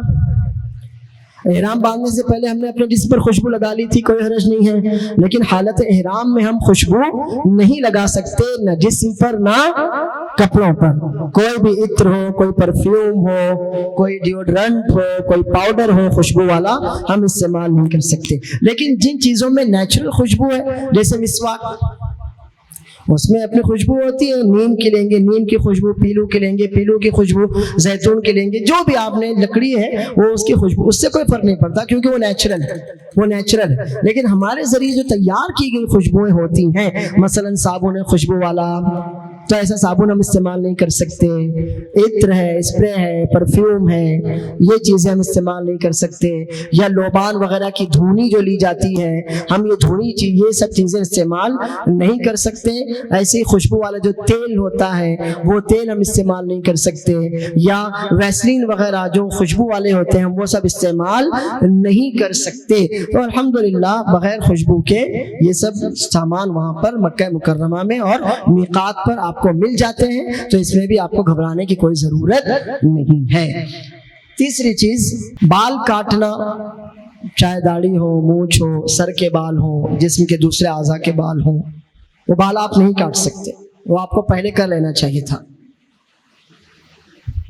اگر ٹھوکر لگی اور ناخن ٹوٹ گیا تو کوئی فرق نہیں ہے، آپ وہ ناخن کاٹیں گے، وہ مجبوری تھی آپ کی، وہ ضرورت تھی آپ کی. لیکن باقاعدہ دیکھوں میں ارے ناخن بڑے ہو گئے چلو کاٹ لیتا ہوں، تو ایسے ناخن ہم نہیں کاٹ سکتے. کچھ لوگوں کو اللہ بچائے عادت ہوتی ہے دانتوں سے اپنے ناخن کترتے رہتے ہیں، تو ویسے بھی غلط ہے، احرام کی حالت میں اور زیادہ غلط ہے، وہ کام آپ نہ کریں. اسی طرح سے بال، میں سوچوں ارے مونچھ بہت زیادہ بڑی ہو گئی کاٹ لوں، میں نہیں کاٹ سکتا. داڑھی تو ویسے بھی نہیں کاٹنا ہے، داڑھی ایک مسلمان مرد کی زینت ہے، داڑھی ایک مسلمان مرد کی زینت ہے، داڑھی کی حفاظت کیجیے، داڑھی آپ ویسے بھی نہ کاٹیں. اب سر کے بال، تو سر کے بال بھی آپ نہیں کاٹ سکتے، آپ کو احرام باندھنے سے پہلے وہ کر لینا چاہیے تھا، یا جب آپ انشاءاللہ احرام کھولیں گے تو ایسے بھی آپ کو سر کے بال منڈوانا ہے، وہ آپ کے حج کی ایک عبادت ہے۔ لیکن دوران حج یعنی دوران احرام آپ بال نہیں کاٹ سکتے۔ نہاتے ہوئے اگر بال ٹوٹ جائیں کوئی حرج نہیں ہے، کوئی حرج نہیں ہے۔ بالوں میں کچھ پھنس گیا تھا، ہم نکال رہے تھے، بال ٹوٹ گئے، اس میں بھی کوئی حرج نہیں ہے۔ لیکن خاص طور پر بال توڑیں یا بال کاٹیں تو پھر یہ منع ہے۔ ناخن آپ نہیں کاٹ سکتے، ٹھوکر لگ گئی وہ ایک الگ مسئلہ ہے، آپ کو تو ناخن کاٹنا پڑے گا۔ بال آپ نہیں کاٹ سکتے، لیکن یہ کہ آپ نہا رہے تھے، کچھ بال ٹوٹ گئے، کچھ لوگوں کے بال ویسے بھی جھڑتے ہیں، تو اس سے بھی کوئی فرق نہیں پڑتا۔ زمینی جانور کا شکار کرنا، اللہ فرماتا حرم علیکم صید البر ما دمتم حرما، جب تک حالت احرام میں آپ ہیں آپ کے لیے زمینی جانور یا پرندے کا شکار حرام ہے۔ اگر کسی نے کر لیا جانتے بوجھتے ہوئے تو پھر جیسا جانور اس نے شکار کیا تھا ویسا ہی اس کو مکہ مکرمہ میں جانور دینا پڑے گا فدیے میں، کہ وہ جانور اب وہ فدیہ دے اور وہاں کے فقراء اور مساکین میں اس گوشت کو تقسیم کیا جائے۔ تو وہاں آپ نہ شکار کر سکتے ہیں، نہ کوئی آپ کی خاطر شکار کر سکتا ہے۔ اسی طرح سے مکہ مکرمہ میں آپ ہیں تو مکہ مکرمہ میں آپ سوچے کہ میں یہاں شکار نہیں کر سکتا، چلو اس کو دوڑا کر باہر لے جاتے ہیں حدود حرم سے، تو وہ بھی آپ نہیں کر سکتے۔ حالت احرام میں آپ زمینی جانور یا پرندوں کا شکار نہیں کر سکتے، اور کسی سے کہہ بھی نہیں سکتے کہ مجھے ذرا شکار کر کے دو، آپ حالت احرام میں نہیں ہے تو وہ بھی آپ کے لیے نہیں کر سکتا۔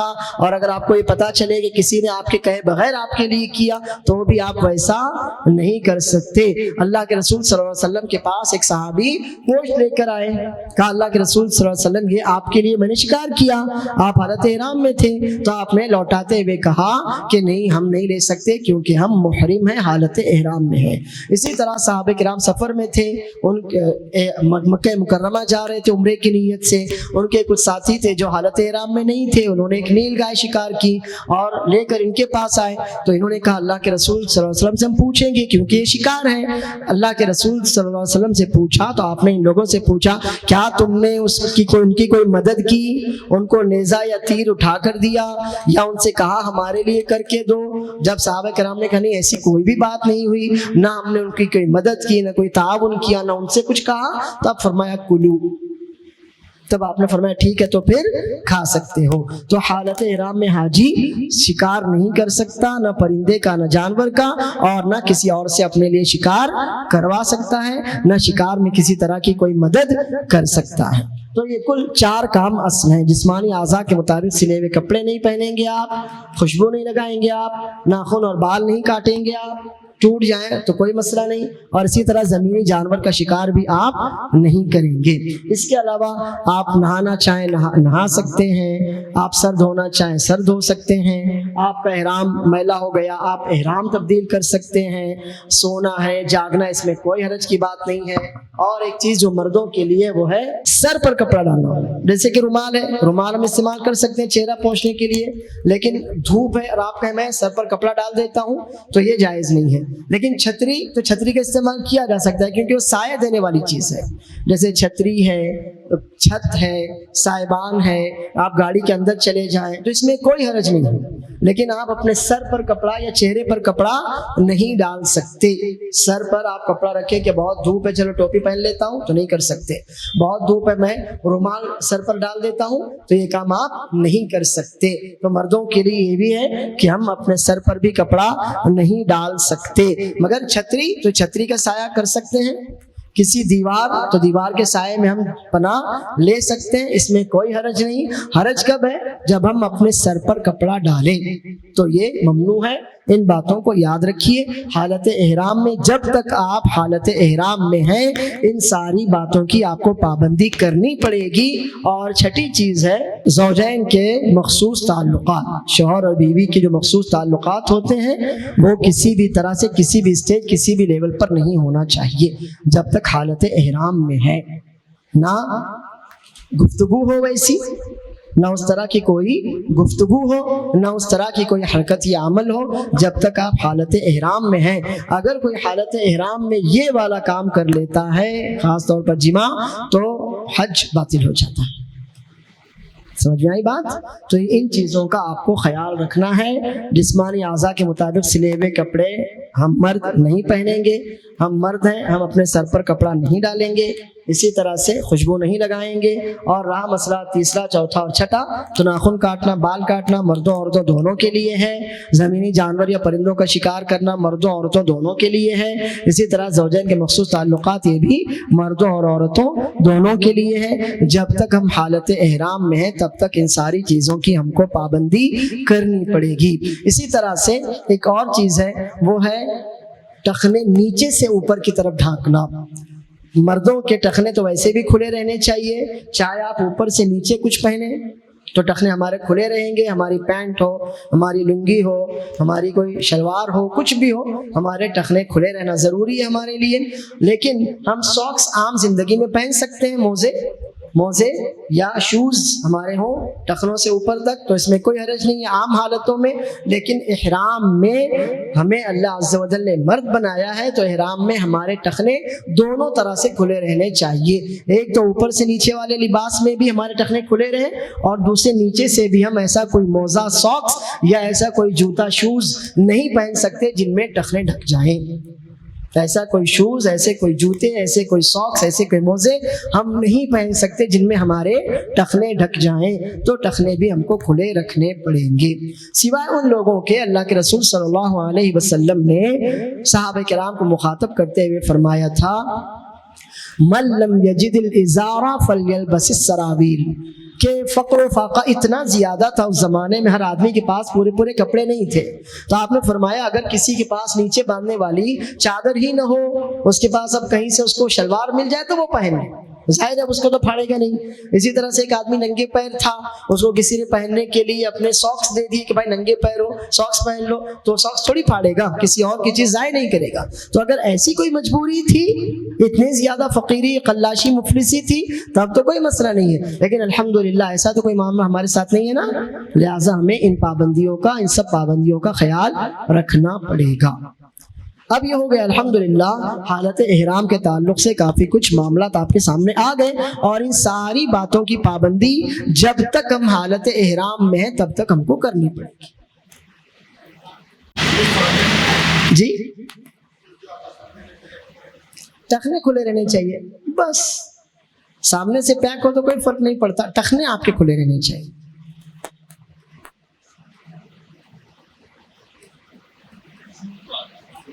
جی نہیں، خوشبو کا صابن اور تیل نہیں لگا سکتے، عطر پرفیوم نہیں لگا سکتے. بغیر خوشبو والے صابن وہاں ملتے ہیں، ٹوتھ پیسٹ وہاں ملتے ہیں.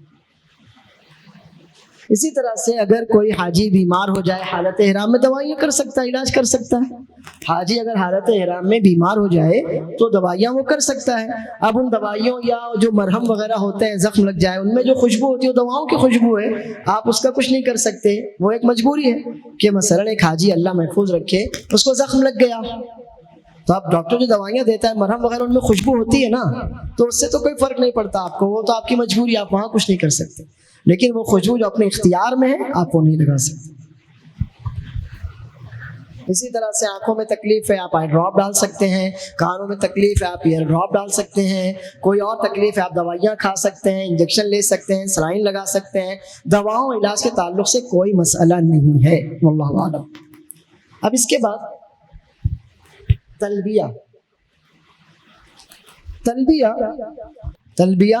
لبیک اللہم لبیک لبیک لا شریک لک لبیک ان الحمد والنعمت لک والملک لا شریک لک.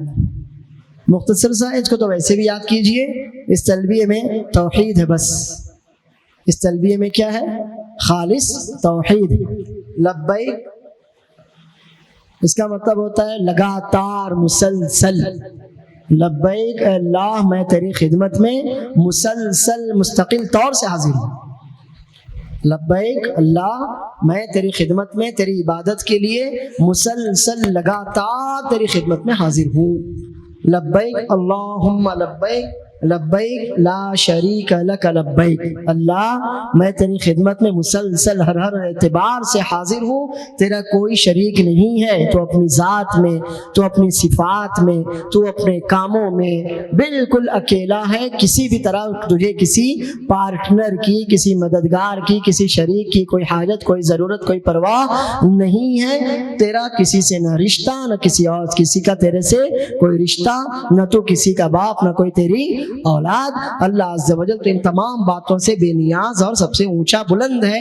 ان الحمد والنعمت لک والملک، ساری تعریفیں، ساری نعمتیں، احسانات، ساری بادشاہت، دنیا کی، آخرت کی، زمین کی، آسمان کی، تو جو کچھ بھی تعریفیں ہو سکتی ہیں ہماری حد میں ہو، ہماری حد سے باہر ہو، جو بھی نعمتیں تیری ہیں، تیرے احسان ہیں ہمارے اوپر ہیں، پوری کائنات، پوری مخلوقات پر ہیں، جو بھی بادشاہت تیری ہے، زمین پر، آسمان پر، سمندر پر، آسمان کے اوپر، زمین کے نیچے، دنیا میں، آخرت میں، اے اللہ سب تیری ہی ہے، لکا، سب تیری ہی ہے، یعنی تیرے علاوہ کا اس میں کوئی حصہ نہیں ہے، لا شریک لک۔ بعض صحابہ کرام لبیک الہ الحق بھی کہتے تھے، بعض صحابہ کرام لبیک الہ الحق بھی کہتے تھے، لیکن رسول اللہ صلی اللہ علیہ وسلم سے جو عام طور پر ثابت ہے وہ یہی تلبیہ ہے، آپ اسے یاد کر لیجئے، لبیک اللہم لبیک، لبیک لا شریک لک لبیک، ان الحمد والنعمت لک والملک لا شریک لک۔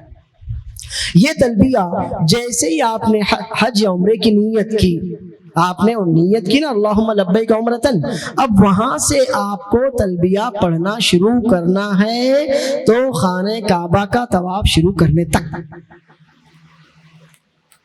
جیسے ہی آپ نے عمرے کی، حج کی نیت کی، آپ نے ابھی عمرے کی نیت کی تھی اللہم لبیک عمرہ، آپ نے عمرے کی نیت کی، وہاں سے تلبیہ آپ کا جو شروع ہوا تو آپ یہ لگاتار تلبیہ پڑھتے رہیں گے جب تک بھی آپ حالت احرام میں ہیں۔ کب تک پڑھتے رہیں گے؟ خانہ کعبہ کا طواف شروع کرنے تک۔ آپ عمرے کی بات چل رہی ہے، آپ عمرے کا یہ تلبیہ پڑھتے رہیں گے خانہ کعبہ کا طواف شروع کرنے تک۔ جب طواف شروع کرنا ہوا تو تلبیہ ختم، اب اگلی عبادت آپ کی طواف والی عبادت شروع ہوگی۔